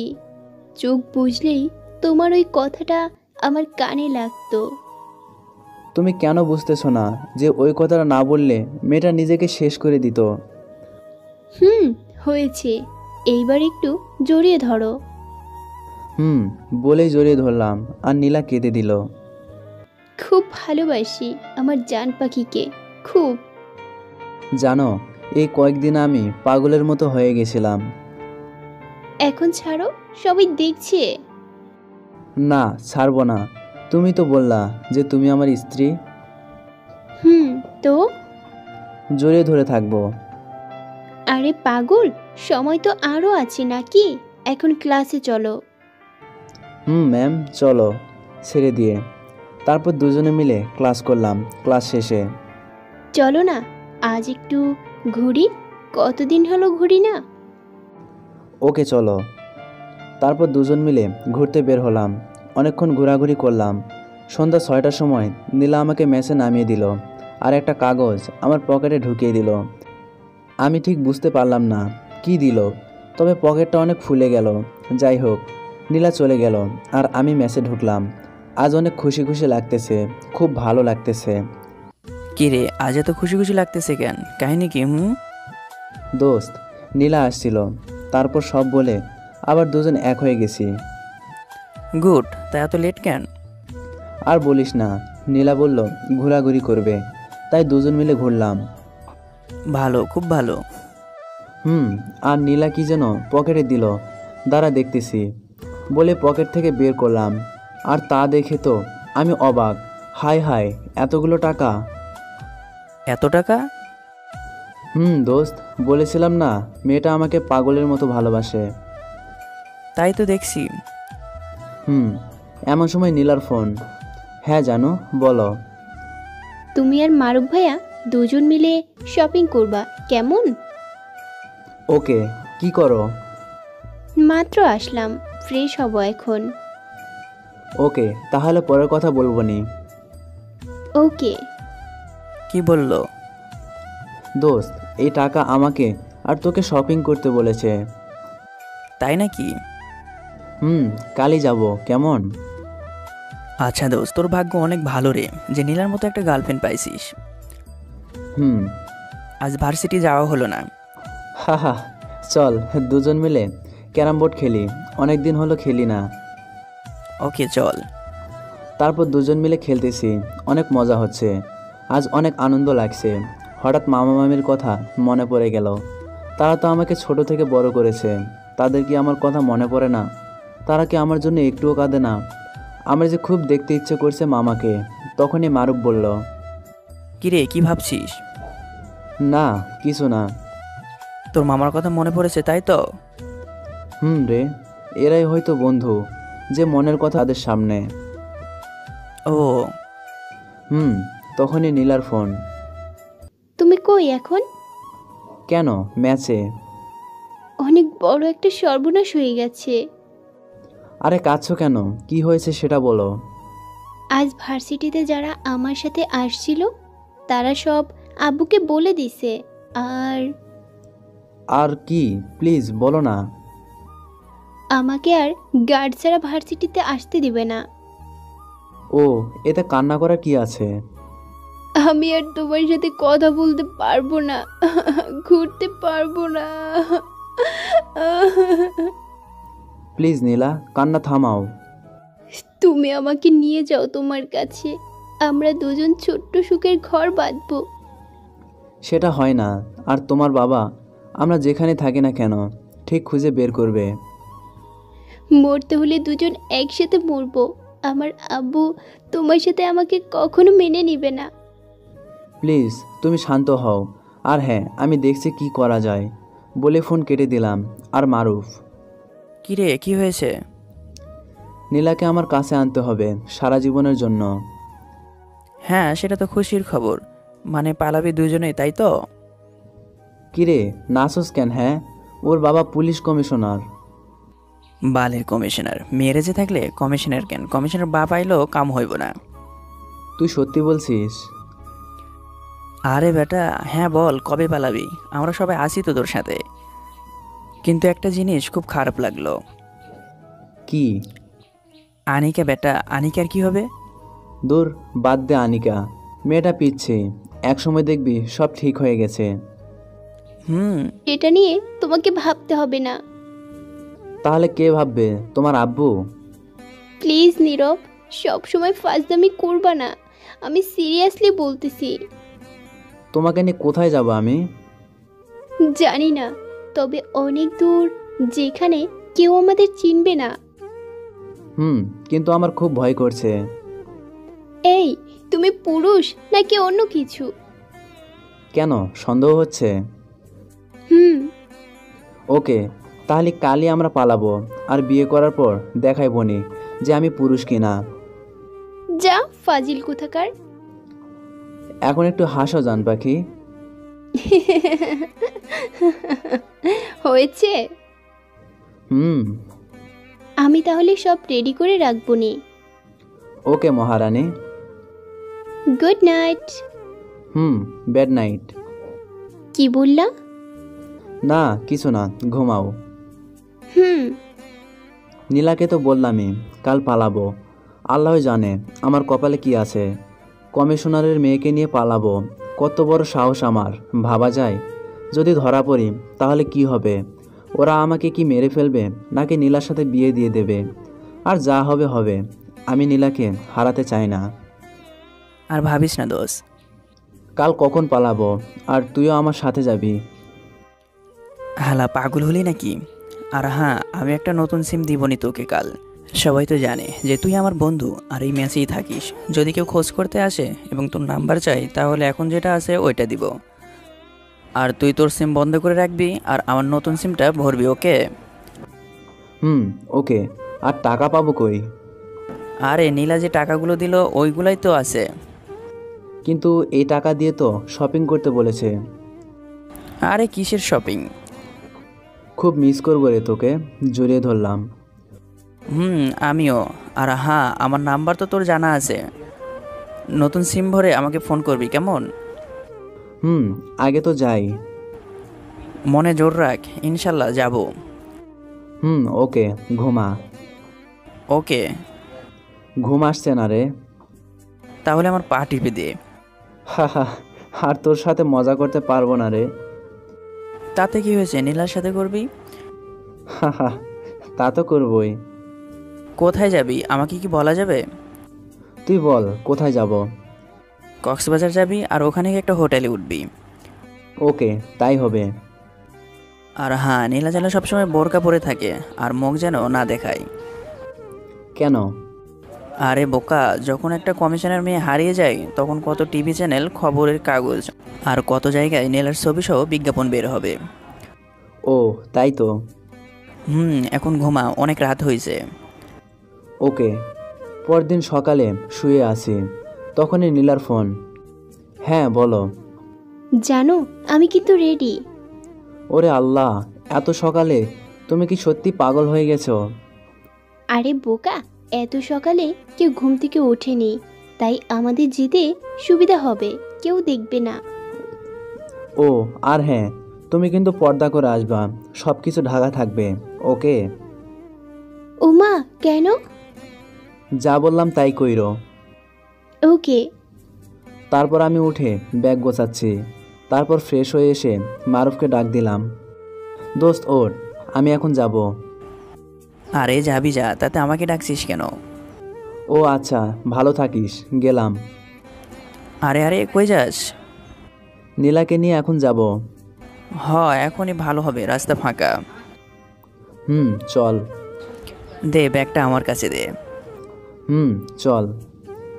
তারপর আমি আর মারুফ রাস্তায় এসে অপেক্ষা করছি। এমন সময় নীলা আসলো, কালো বোরকা পরে। আমি চিনতেই পারিনি, এদিক ওদিক উকি মারতেছি যে নীলা আসতেছে কিনা। বোরকা পরা মেয়েটা যে আমার কাছে এসে দাঁড়িয়ে আছে তা খেয়ালই নেই। এই হাদারাম, আর কতক্ষণ দাঁড়ায় থাকবো? ও তুমি নীলা? চলো। দেখে শুনে থাকিস। দোস্ত, হালকা জড়িয়ে ধরে। তারপর আমরা একটা সিএনজি নিয়ে চৌরাস্তায় আসলাম। এখান থেকে 8টার বাসে উঠলাম, কক্সবাজার যাব। বাসে খুব মনে পড়ছে। কাকে? আনিকাকে। শয়তান কুত্তা বিলাই। আরে আরে করছো কি? তুই আবার ওই পিচ্চি মেয়েটার কথা বলতেছিস? সরি, আর বলবো না। শালার গাড়ি ছাড়ে না কেন? তাই তো দেখছি। কিছুক্ষণ পর বাস ছাড়লো আর নীলা আমার কাঁধে মাথা রাখলো। আজ নিজেকে নিয়ে অনেক গর্ব হচ্ছে, কারণ আমি একজন কমিশনারের মেয়েকে নিয়ে পালাচ্ছি একটা এতিম ছেলে হয়ে। গাড়ি চলছে তার আপন মনে, আর এদিকে নীলা আমার কাঁধে মাথা রেখে আছে, কিছু বলছে না, চুপটি মেরে আছে। কিছুক্ষণ পর বুঝতে পারলাম নীলা কাঁদছে। এই পাগলি, কাঁদছো কেন? হ্যাঁ, আম্মুর কথা খুব মনে পড়তেছে। দেখলে তো, কিছুক্ষণ হলো এলাম, তাই মনে পড়তেছে। আর সারা জীবন কিভাবে থাকবা? তোমাকেও যে খুব ভালোবাসি। আমিও ওকে হালকা করে জড়িয়ে নিলাম। কখনো কষ্ট দিবে না তো? কখনো না, খুব ভালোবাসবো আমার পাগলিটাকে। সকালে ঘুম হয়নি, তাই নীলার কোলে ঘুমিয়ে গেলাম। আর নীলা আমার মাথায় হাত বোলাতে লাগলো। আর কখন যে ঘুমিয়ে পড়ছি টেরই পাইনি।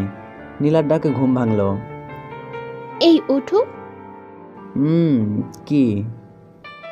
খুব খিদা লাগছে। তাই আমি কি করব? কি করবা মানে? এত তাড়াতাড়ি 12টা বাজে ঘড়ির দিকে তাকিয়ে। এত তাড়াতাড়ি হয়েছে, আমার হাত ব্যথা হয়ে গেছে। কেন কেন? তোমার মাথায় হাত বুলাতে বুলাতে। আমি ঘুমানোর পরও তুমি হাত বুলিয়ে দিছো? ওরে আমার সোনা, বলেই জড়িয়ে ধরলাম। তাই তো বলি, ঘুম ছাড়তে চাইছে উঠলাম। একটু পর বাস ছাড়লো, আর কিছুক্ষণ পর মুষলধারে বৃষ্টি নামলো। তখন বাজে 2টা। কেমন যেন হালকা হালকা শীত লাগতেছে। এমনিতে আমি চিকনা, শরীরে শুধু হাড্ডি। আমি আরও নীলার কাছে গেলাম, গিয়ে নীলার কাঁধের উপর দিয়ে হাত দিলাম। আর নীলা আমার কোমরের কাছে হাত দিল। এক কথায় দুজন এক হয়ে বসে আছি। জীবনে কখনো এত দূর যাইনি, আজ প্রথম যাচ্ছি। আর জানিও না যে কত সময় লাগবে। দুজনে চুপ করে বসে আছি। কিছুক্ষণ পর নীলা বলল, দেখি তোমার ফোনটা দাও। এই নাও। আর তোমার ফোন কই? আমারটা রেখে আসছি। আর আমার ফোনের সিমটা খুলে ভেঙে ফেলে দিল। এত তাড়াতাড়ি ভাঙলে? ও নো, মারুফ একটা সিম দিতে চাইছিল নতুন, কিন্তু মনে ছিল না নিতে। তাতে কি, আরেকটা কিনমুনি। ওকে। রাতে নীলা আমার বুকের উপর ঘুমিয়ে পড়েছে, আর আমি ওর মুখের দিকে হা করে তাকায় আছি। কত সুন্দর একটা মেয়ে আমার মতো একটা ছেলের সাথে পালাচ্ছে। তখনই মনে পড়ে গেল সিগারেটের কথা। সিগারেটটা বের করে মুখে দিলাম, কিন্তু এ কি, এখন আগুন পাবো কই? আশেপাশে তাকিয়ে দেখলাম একটা লোক মাথা নিচু করে সিগারেট খাচ্ছে। এই ভাই, এই। ভাই বলেন। লুকিয়ে খান কেন? বাসে ধূমপান করা নিষেধ, তাই। ও একটু আগুন দিবেন প্লিজ, আমিও একটু খেতাম আর কি। নিন। তারপর আমিও সিগারেট খেতে লাগলাম আর দেখলাম নীলা আমার বুকে এখনও ঘুমাচ্ছে। তখন বাজে রাত 11টা। সিগারেট খাওয়া শেষ করে কিছুক্ষণ পর নীলার ঘুম ভাঙলো আর আমি তো ভয়ে শেষ, কারণ নীলা যদি একবার আমার মুখে থেকে সিগারেট গন্ধ পায় তাহলে খবর আছে। আমি তো মনে করছিলাম নীলা সকালে ঘুম ভাঙবে, কিন্তু এত তাড়াতাড়ি ভাঙলো। তুমি ঘুমাওনি? মাথা ঝাঁকালাম, না। এইভাবে তাকিয়ে আছো কেন? কিছু বলছি না। কি হলো, কথা বলছো না কেন? কি বলবো বলে মুখে হাত। তুই সিগারেট খেয়েছিস তাই না? না না, কই। কি গন্ধ! তুই আমার সাথে 7 দিন এক বিছানায় থাকতে পারবি না। বিয়ের পর এটাই তোর শাস্তি। ও সোনা, আমার লক্ষ্মী সোনা, আর খাবো না।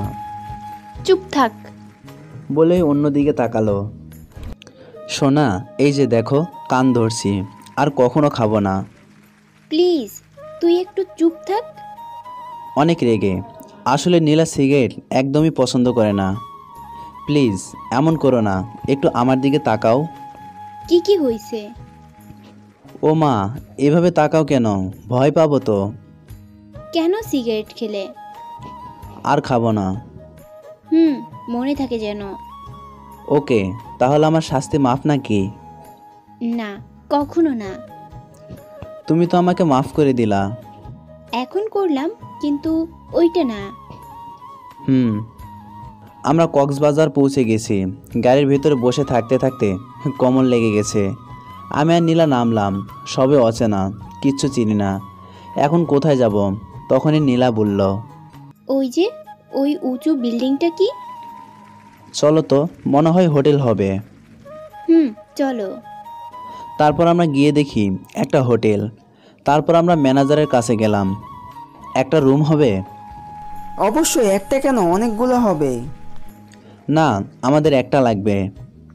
3 তলা 24 নম্বর রুমটা, এই নিন চাবি। দিন। যাক, অবশেষে রুম পাওয়া গেল। এই, তুমি একটা রুম নিলে কেন?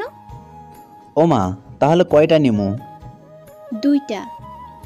আরেকটাতে কে থাকবে? কেন আমি? যেহেতু তুমি এখন আমাকে বিয়ে করনি, তাই আমরা আলাদা থাকব। আরে বাবা, এক রুমে থাকলে সমস্যা কি? আমি কিছু করব না। না, তা হবে না। ছেলেদের বিশ্বাস নেই। ও, যে রুমটা নিলাম ওইটাতে তুমি থেকো, আমি না হয় বারান্দায় থাকবো। এইটা কেমন কথা? আমি আর কিছু না বলে রুমের তালা খুলে ভেতরে ঢুকলাম।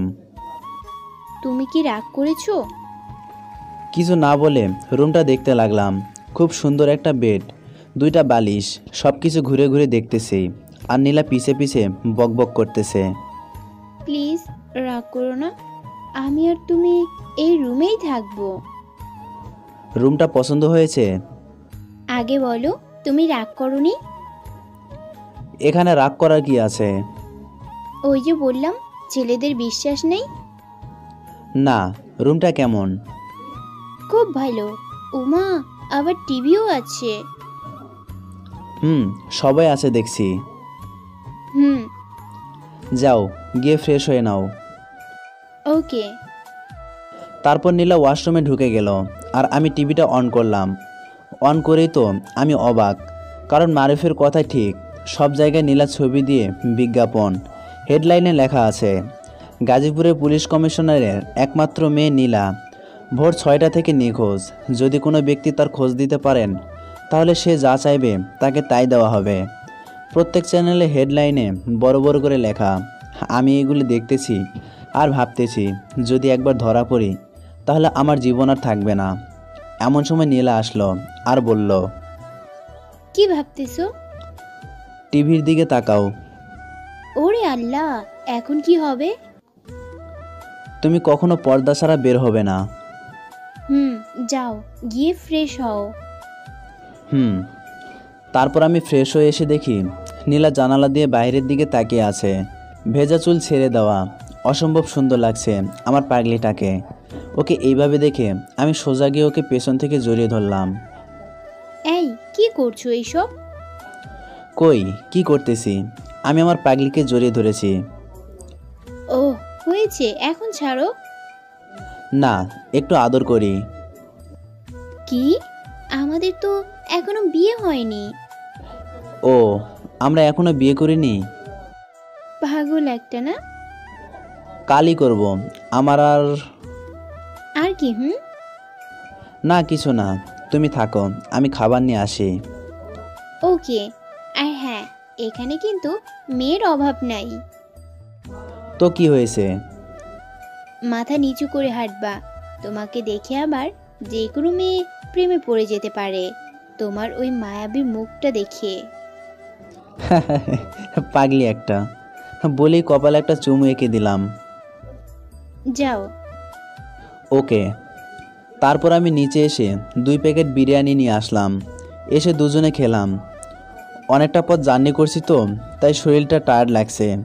আমি ফ্লোরে শুয়ে পড়লাম আর নীলা উপরে। শুতে চোখ লেগে গেল। ঘুম ভাঙলো নীলার ডাকে। এই উঠো, সন্ধ্যা হয়ে গেছে। তাড়াতাড়ি উঠো, এমন সময় শুয়ে থাকতে নেই। তুমি কখন উঠেছ? অনেকক্ষণ হলো। ও। তারপর উঠে চোখে পানি দিয়ে রাতের খাবার খেলাম। কিছুক্ষণ পর খেয়াল করে দেখলাম নীলা কাঁদছে। কি হয়েছে সোনা, কাঁদছো কেন? কিছু না বলে সোজা আমার বুকে মুখ রেখে আরও জোরে কান্না করতে লাগলো। আমি তো আছি, কখনো কষ্ট দিব না আমার লক্ষ্মী সোনাকে। মাথায় হাত বোলাতে বোলাতে বললাম, কখনো আম্মুকে ছাড়া ঘুমায়নি, তাই খুব মনে পড়ছে আম্মুর কথা। সব ঠিক হয়ে যাবে বলে বুক থেকে উঠিয়ে কপালে চুমু দিলাম। আমাকে খুব ভালোবাসবে, খুব। বলে আবার অনেক জোরে জড়িয়ে ধরল। খুব ভালোবাসবো। যাও এখন গিয়ে ঘুমাও। ওকে। আমি ফ্লোরে আর নীলা উপরে শুয়ে পড়লাম। মাঝরাতে বুকের উপর কিছু একটা অনুভব করলাম। লাইট অন করে দেখি নীলা। কিন্তু এ কি, নীলা আমার কাছে আসলো কেন? আমি ওকে অনেক জোরে বুকে জড়িয়ে নিলাম। লাইটটা অফ করতেই নীলার ঘুম ভেঙে গেল। তুমি এখানে কেন? আমার একা একা ঘুম আসছিল না, আর তাছাড়া আমার ভয় করে, তাই তোমার কাছে আসছি। বলে আবার আমার বুকের উপর মাথা রাখল। আমি তো এখানে আছি, তাই না? এতে ভয় পাওয়ার কি আছে?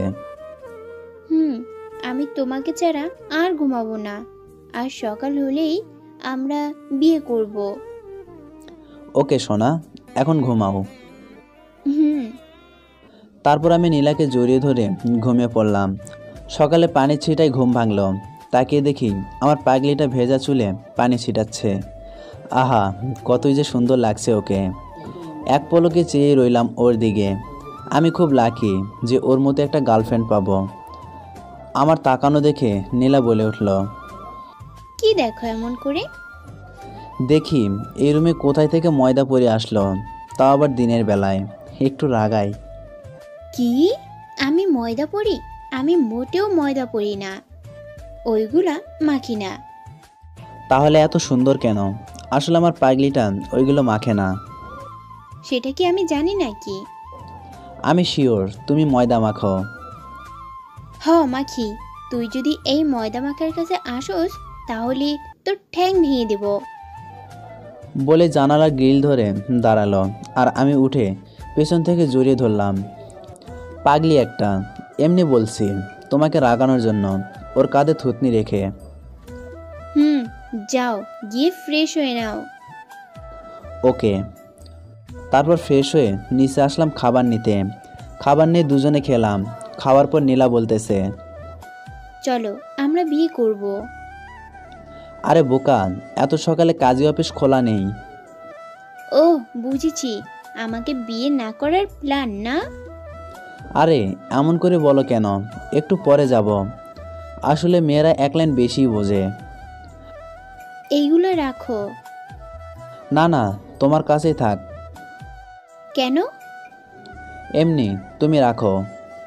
ওকে। তুমি একটু ওয়েট করো, আমি একটু বাইরে থেকে আসছি। না, আমিও যাব। আরে পাগলি, না, আমি যাব আর আসব, তুমি শুয়ে থেকে টিভি দেখো। তাড়াতাড়ি আসবে কিন্তু। ওকে সোনা। কপাল একটা চুমু দিয়ে বের হলাম। আমি হোটেল থেকে বের হয়ে একটা শপিং মলে ঢুকলাম, কারণ নীলার জন্য শাড়ি কিনবো। আমাকে আর মারুফকে যে শপিং করার টাকা দিছিল সেটা দিয়ে। যাই হোক, অনেকগুলো দোকান দেখে অবশেষে একটা নীল শাড়ি পছন্দ হলো, সেটা নিয়েই বের হলাম। বের হয়ে একটা চায়ের দোকানে বসলাম, একটা রং চা খাচ্ছি আর পত্রিকা পড়তেছি। এমন সময় দেখলাম নীলার অনেক বড় করে একটা ছবি দিয়ে বিজ্ঞাপন দেওয়া। আসলে ওর বাবা মা মনে হয় খুব কষ্টে আছে। একটু কেমন যেন খারাপ লাগলো। ঘড়িতে তাকিয়ে দেখি 11টা বাজে। ওরে আল্লাহ, এত তাড়াতাড়ি 11টা বাজে! তাড়াতাড়ি করে আবার হোটেলে আসলাম। আমি আমাদের রুমটা বাইরে থেকে নক করে আসছিলাম। তারপর আমি রুমটা খুলে ভেতরে গিয়ে দেখি নীলা উপর হয়ে শুয়ে ফুঁপে ফুঁপে কান্না করতেছে। ওর কান্না দেখে আমার কলিজাটা একটু কেঁপে উঠল। আমি গিয়ে ওর পিঠে হাত রাখতেই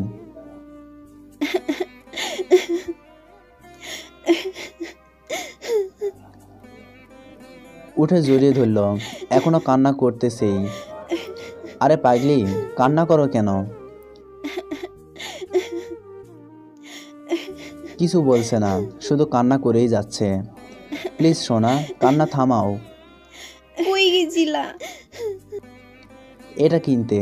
শাড়িটা ওর হাতে দিয়ে। কি এটা? খুলে দেখো। ও মা, এত সুন্দর শাড়ি! এটা পরো, তার উপর বোরকা পরো, কেমন? আচ্ছা। বলে আমার সামনে পড়তে লাগলো। আমারই লজ্জা লাগছে। ওয়াশরুমে যাও। কেন? এখানে পড়লে সমস্যা কি? না কিছু না, পড়ো। কি ব্যাপার, নীলা লজ্জা পাচ্ছে না কেন? হয়তো আমি বিয়ে করব বলেই। তারপর নীলাকে নিয়ে হোটেল থেকে বের হলাম। বের হয়ে একটু এগোতেই দেখি কাজী অফিস। ওখানে গিয়ে দুজনে বিয়ে করে নিলাম। তারপর আমি আর নীলা অনেক সুন্দর সুন্দর জায়গায় ঘুরলাম। ঘুরতে ঘুরতে অনেক ক্লান্ত হয়ে গেছি, তাই আবার হোটেলে চলে আসলাম। নীলা বোরকা খুলে ফেলল। তুমি বউ হয়ে বসে থাকো, আমি একটু পর আসছি। ওকে। তারপর আমি নীলাকে রেখে নিচে চলে আসলাম। এসে কিছুক্ষণ থেকে আবার আমার রুমে আসলাম। এসে দেখি নীলা ঘোমটা দিয়ে বসে আছে। আমি যেতেই ও নেমে আমাকে সালাম করলো। আমি উঠিয়ে ওকে খাটে বসালাম। ঘোমটাটা সরিয়ে ওর থুতনি ধরে একটু উঁচু করলাম। কি মায়াবী চেহারা! আমি ওকে যেই না আস্তে আস্তে শোয়াবো, তখনই নীলা বলে উঠল, কি করছো এইসব? কেন দেখতেছো না?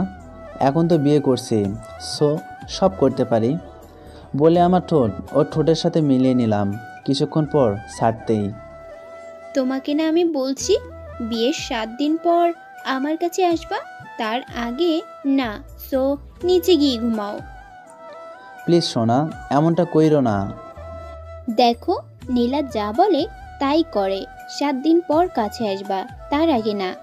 যাতে তোমার সারা জীবন মনে থাকে যে সিগারেট খাওয়ার জন্য এই শাস্তি ভোগ করছিলাম। সত্যি নিচে শুভ? হুম। কি আর করার, বউয়ের কথা মতো নিচে শুইলাম। জানি একটু পর নীলাও আমার কাছে আসবে, তবুও ভালো লাগছে না। মনটা শুধু ছটফট করছে নীলার কাছে যাওয়ার জন্য। আমি একটা চাদর গায়ে দিয়ে শুয়ে পড়লাম। চোখে ঘুম নেই, মন চাচ্ছে উপরে উঠি। কিছুক্ষণ পর দেখি নীলা ডাকছে, এই ঘুমিয়ে পড়ছো নাকি? না। উপরে আসো, তোমার শাস্তি মাফ। সরি, পারবো না। আমার ঘুম পাচ্ছে, ঘুমাবো। একটু ভাবলই। প্লিজ সোনা, আমার কাছে আসো। প্লিজ, বিরক্ত করো না। কি? আমি বিরক্ত করছি? দাঁড়া। বলে আমার উপরে এসে বসলো। ওরে আল্লাহ, এত বড় আলুর বস্তা যদি আমার উপরে বসে, তাহলে কি আমি বেঁচে থাকবো নাকি? আসো, দুজন গল্প করি। এখনো 6 দিন বাকি আছে। আমি তো মাফ করে দিচ্ছি। ওকে চলো। তারপর ওকে কোলে করে উপরে বসালাম। এখন আমাকে কি করবে? কই কি করব? কিছুই না তো। ও, তাহলে এসো, ঘুমিয়ে পড়ি। বললেই হলো। তাহলে কি করবা? দেখাচ্ছি। বলেই নীলাকে আমার বুকে নিলাম, তারপর ওর ঠোঁটে চুমু দিতে লাগলাম। আস্তে আস্তে ওর ঘাড়ের দিকে যাচ্ছি, আর নীলা আমাকে ওর হাত দিয়ে পিঠ আঁকড়ে ধরে আছে। আমি ওকে ওর সারা শরীরে চুমু দিতে লাগলাম, আর নীলা আমাকে আরও জোরে জড়িয়ে ধরল। তারপর আমি ওকে আর বলবো না। কিছুক্ষণ পর নীলা আমার উপর শুয়ে আছে, দুজনে খুব ক্লান্ত। প্লিজ আরেকবার। না না, আমি আর পারবো না, একেবারে মরেই যাব। ধুর বোকা, মরবে কেন? বলে আবার শুরু করে দিলাম। সকালে। এই যে উঠেন। তারপর উঠে নাস্তা করে দুজনে শুয়ে আছি, নীলা আমার বুকের উপর। 5 মাস পর আমাদের দুজনের জীবন এভাবে অতিবাহিত হচ্ছিল। খুব সুখে দিন কাটাতাম আমরা। একসময় নীলা যে টাকাগুলো নিয়ে এসেছিল সেগুলো প্রায় শেষের মধ্যে। এখন আমার যে কোনো একটা কাজ জোগাড় করতে হবে, তাই নীলাকে না বলে কাজের সন্ধানে বেরিয়ে পড়লাম। ওইদিকে মারুফের সাথে কোনোভাবেই যোগাযোগ করতে পারতেছি না। অনেক চেষ্টা করছি কিন্তু পারি নাই। রাস্তায় হাঁটতেছি আর এগুলো ভাবতেছি। একসময় হাঁটতে হাঁটতে সমুদ্র সৈকতের কাছে এলাম। কি ফুরফুরে বাতাস, মনটা ভালো হয়ে গেল। আর অনেক কলেজ, স্কুল, অনেক শিক্ষা প্রতিষ্ঠান থেকে শিক্ষা সফরে আসছে। সবাই অনেক আনন্দ করছে আর আমি বসে থেকে তা দেখছি। এমন সময় একটা মেয়েলি কণ্ঠে পেছন থেকে বলে উঠল, কেমন আছেন? আনিকা, তুমি? পেছনে তাকিয়ে, কেমন আছেন? খুব ভালো, কিন্তু তুমি এখানে কেন? স্কুল থেকে আসছি। আর নীলাপু কেমন আছে? ভালোই। তোমার লেখাপড়ার খবর কি? ভালোই। কেন এমনটা করলেন আমার সাথে? দেখো, তুমি তখন আবেগের বসে ওইসব করেছ, এখন তো ভালোই আছো দেখছি। জানেন, আমার জীবনের থেকেও বেশি ভালোবাসতাম আপনাকে। এখন তো আর লাভ হবে না, তাই না? তা তো অবশ্যই, কারণ নীলাই আমার সব। দোয়া করি আপনারা সুখী সংসার করেন। ঢাকা যাবে কবে? আজ রাতে। আর পুরো গাজীপুর এমন কোনো জায়গা নেই যেখানে নীলাকে খুঁজেনি। আমি যখন শুনলাম নীলা নিখোঁজ, তখনই বুঝে ফেলেছি যে আপনার সাথে পালাইছে। তখন নিজেই নিজেকে বললাম, কি আর হবে আপনার জন্য অপেক্ষা করে, আর করেও তো কোনো লাভ নেই। গুড। আর কাউকে যেন বলো না যে আমরা এখানে আছি। আমি আপনার মতো স্বার্থপর না। ঠিক বলছো, আমি খুব স্বার্থপর। তা না হলে কি আর একটা মেয়েকে তার বাবা মার কাছ থেকে নিয়ে আসি? ভালো থাকবেন, আসি। বলে ভিড়ের মাঝে হারিয়ে গেল। আমি বলেছিলাম না, আনিকা হয়তো আবেগের বশে ওইগুলো করেছে। আর আমি যদি মিথ্যা আশ্বাস না দিতাম তাহলে হয়তো ওর পাগলামি থামতো না। যাই হোক, নিজেকে এখন অনেকটাই পাতলা মনে হচ্ছে, কারণ আনিকার জন্য আলাদা চাপে ছিলাম। যদি ও সত্যি সত্যি আমার জন্য ওয়েট করতো তাহলে নীলা সতীনের ঘর করা লাগতো। যাই হোক, অনেকক্ষণ হলো বের হয়েছি। আমার পাগলিটা মনে হয় অস্থির হয়ে গেছে। ওকে না জানিয়ে বের হয়েছিলাম। হোটেলে চলে আসলাম। এসে দেখি নীলা বালিশে মুখ গুজে কাঁদছে। কি হয়েছে পাগলি, কাঁদছো কেন? ওর পিঠে হাত দিয়ে। তুই আমাকে টাচ করবি না। লাফ মেরে উঠে চোখ মুখ একদম লাল হয়ে গেছে, আর চোখের পানিতে সাগর বানায় ফেলছে। এমন করছো কেন? তুই আমাকে বলে গেছিলি যাওয়ার সময়? না। এই কয়েক মাসেই এরকম। কিছু না বলে সোজা ওকে জড়িয়ে ধরলাম।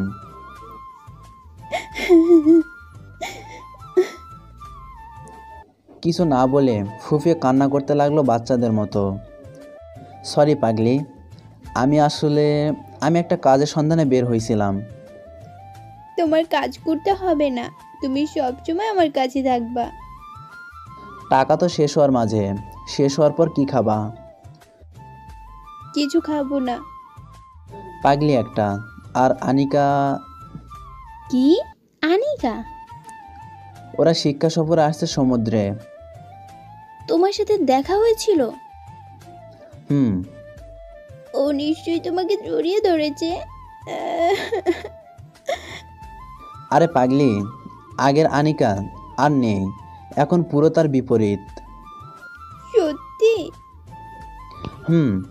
আমাকে বলে গেল যে আপনার সুখে সংসার করেন, এটাই কামনা করি। ও ভালো। চলো দুজন মিলে টিভি দেখি। তারপর আমি নীলার কোলে মাথা রেখে দুজন টিভি দেখতেছি। তার কিছুক্ষণ পর এনটিভিতে গিয়ে দেখি খবর দেখাচ্ছে। কিছুক্ষণ পর নীলা চিৎকার করে কেঁদে উঠল। আমি ভয় পেয়ে গেলাম। কি হলো, এভাবে চিল্লায় উঠলা কেন? আম্মু, আম্মু। কই তোমার আম্মু? ওই যে দেখা যাচ্ছে হাসপাতালে। কি, এটা তোমার আম্মু? কিন্তু আম্মু হাসপাতালে কেন? ভালো করে দেখো। নীলার আম্মু নীলার জন্য পাগলের মতো অবস্থা, খাওয়া দাওয়া ছেড়ে দিছে, তাই শরীর খারাপ, হঠাৎ করে ফ্লোরে পড়ে যায়, আর তখন থেকে হাসপাতালে। আসলে মায়ের মন বলে কথা। আপনারা যদি তার মেয়ে নীলার কোনো খোঁজ দিতে পারেন তাহলে হয়তো এই মার জীবন বাঁচবে। আর ইনি হচ্ছেন নীলার বাবা।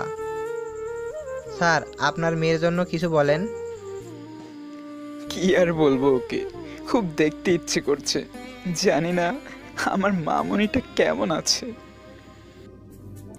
বলেই কেঁদে দিল, আর আমি মনোযোগ দিয়ে শুনতেছি। আর নীলা তো কেঁদেই যাচ্ছে। স্যার, আপনার কি মনে হয় আপনার মেয়ে নীলা অন্য কারোর সাথে পালাইছে, নাকি তাকে কিডন্যাপ করা হয়েছে? সেটাই বুঝতেছি না। সারা বাংলাদেশের পুলিশ কাজ করছে আমার মেয়েকে বের করার জন্য। তবে ও বলেছিল ও নাকি একটা এতিম ছেলেকে ভালোবাসতো, আর তাকে নাকি বিয়ে করবে। সেটা শুনে আমার মাথা ঘুরে যায়। আর আমি তখন তার সাথে 5টা বডিগার্ড দিতে চাই, কিন্তু সে রাজি হয়নি। বরং কেঁদে বলেছিল যদি ও তাকে না পায় তাহলে কিছু একটা করবে। আর তাই তো এমন করলো আমাদের দুজনের সাথে। স্যার, অনেক দিন তো হলো, তাও খুঁজে পেলেন না? মারে, তুই যেখানে থাকিস না কেন, প্লিজ আমার বুকে একবার ফিরে আয়। তোর আম্মু তোর জন্য প্রায় পাগল। বাবা মাই বোঝে ছেলে বা মেয়ে হারানোর ব্যথা। খবরটা দেখে আমারও চোখে পানি চলে আসছে। আর এদিকে নীলা তো অস্থির হয়ে গেছে। চলো এখনই তোমাকে তোমার বাবা মার কাছে দিয়ে আসবো। যদি তোমার কোনো ক্ষতি করে? করলে করবে, হায়রে ভালোবাসা। ওইদিকে ওর বাবা মা পাগল হয়ে গেছে, আর ও আমার চিন্তা করছে। আমরা গিয়ে সোজা আব্বুর পা ধরে ক্ষমা চাইবো। চলো এখনই বের হই। তারপর আমরা রেডি হয়ে নিচে আসলাম। তারপর আমি গিয়ে ম্যানেজারকে এই মাসের আর আগের মাসের ভাড়া দিয়ে বিদায় নিলাম। হোটেলের কাছে কাউন্টার, ওখান থেকে 2টা শ্যামলির টিকিট কাটলাম। 1 ঘন্টা পর বাস ছাড়লো। শুরু হলো আমাদের গাজীপুর ফেরার মিশন। গাজীপুর চৌরাস্তায় এসে আবার না খুব ভয় করছে, যদি তোমার কিছু হয়। আমি তোমার আব্বুর মাঝে অনেক মায়া আর ভালোবাসা দেখেছি।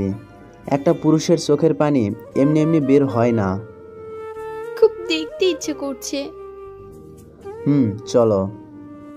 নীলাদের বাসার সামনে এসে গেট খুলুন। আপনি কে আপা? নীলা। কি কইতাছেন? আমার ম্যাম তো নিখোঁজ। আমি নীলা। বলে বোরকার ভেতর থেকে মুখ বের করলো। আপনি কইছিলেন এতদিন? জানেন স্যার পাগলের মতো হয়ে গেছে। বলে গেট খুলে দিল। আর আমি নীলার পেছন পেছন হাঁটতেছি। গেট থেকে অনেক দূর হেঁটে আসলাম। ওইদিকে দারোয়ান। আসসালামু আলাইকুম স্যার। নীলা ম্যাম এইমাত্র বাসায় আসছে। কি সত্যি আমার মামনি আসছে? হ্যাঁ স্যার। ওকে, আমি আসতেছি। তার কিছুক্ষণ পর বিশাল বিশাল 2টা গাড়ি গেট দিয়ে ঢুকলো। আর তার শব্দ পেয়ে নীলা দৌড়ে আসলো। যখন দেখলো ওর বাবা গাড়ি থেকে নামলো, তখনই দৌড়ে গিয়ে জড়িয়ে ধরলো। প্লিজ মাফ করে দাও আব্বু, তোমাদের অনেক কষ্ট দিছি। জড়িয়ে ধরে কেঁদে কেঁদে আর আমি পিলারের পাশে হেলান দিয়ে দাঁড়ায় আছি। আর ওরা কি করে তা দেখছি। কেন এমনটা করলি? আমরা কি তোকে একটুও ভালোবাসি না? প্লিজ তুমি ওকে কিছু করো না। কাকে? নীরবকে। ওই যে। আমাকে দেখিয়ে, আর আমি গিয়ে তাকে সালাম করলাম। উঠো। জি। খুব বীর পুরুষ হয়ে গেছো তাই না? জানো না ওর জন্য ওর মা মরতে বসেছে। কিছু না বলে মাথা নিচু করে রাখলাম। আব্বু, ওকে আমি বিয়ে করেছি। তা তো বুঝতেই পারতেছি।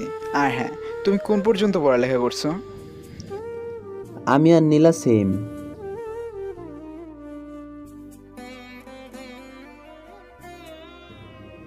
বলে আমাকে জড়িয়ে ধরলো। কি বলবো, মুখের ভাষা হারিয়ে গেল। আমি ভাবতেও পারছি না। তোমাকে অনেক অনেক ধন্যবাদ আমার মেয়েকে আমার বুকে ফিরিয়ে দেওয়ার জন্য। আর আজ থেকে তোরা দুজনই আমার কলিজা। বলেই আমাকে আর নীলাকে জড়িয়ে ধরলো। আব্বু, আম্মু কোথায়?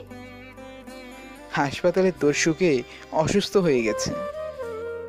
আমি আম্মুর কাছে যাব। চল। তারপর আমরা সবাই হাসপাতালের দিকে রওনা দিলাম।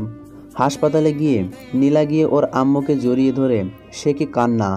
ওর কান্না দেখে আমিও কেঁদে ফেলছিলাম। নীলাকে দেখে ওর আম্মু ভালো হয়ে গেল।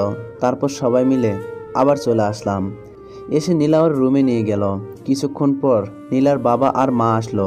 এসেই, তুমিই তাহলে নীরব যে আমার কলিজাটা ছেড়ে নিয়ে গেছিলা? যাক, সেসব কথা। তোমার বাড়ি কই? সিরাজগঞ্জ। ও, আমার মেয়ে যেহেতু ফিরে এসেছে তাই আমি আবার ওদের বিয়ে দিব সারা গাজীপুরকে জানিয়ে। কি বলো নীলার আম্মু?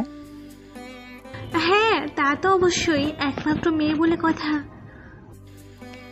বাবা নীরব, তোমার কেউ থাকলে দাওয়াত করো, আগামীকালই তোমাদের বিয়ে। তেমন কেউ নেই, তবে একটা প্রাণপ্রিয় বন্ধু আছে। ওকে, আর আমি এখনই যাই, সবাইকে দাওয়াত দিতে হবে। যাও। আমার কি যে আনন্দ হচ্ছে তা বলে বোঝাতে পারবো না।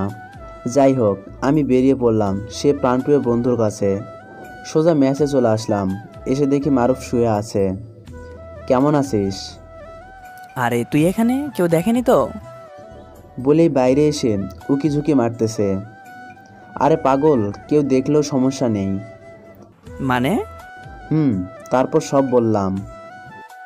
ইয়াহু বলে আমাকে জড়িয়ে ধরল। সত্যি আমি খুব লাকি রে। হ্যাঁ স্যার। কি বললি? স্যার এসআই বলে কথা।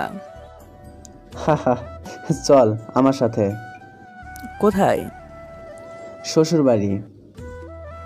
চল।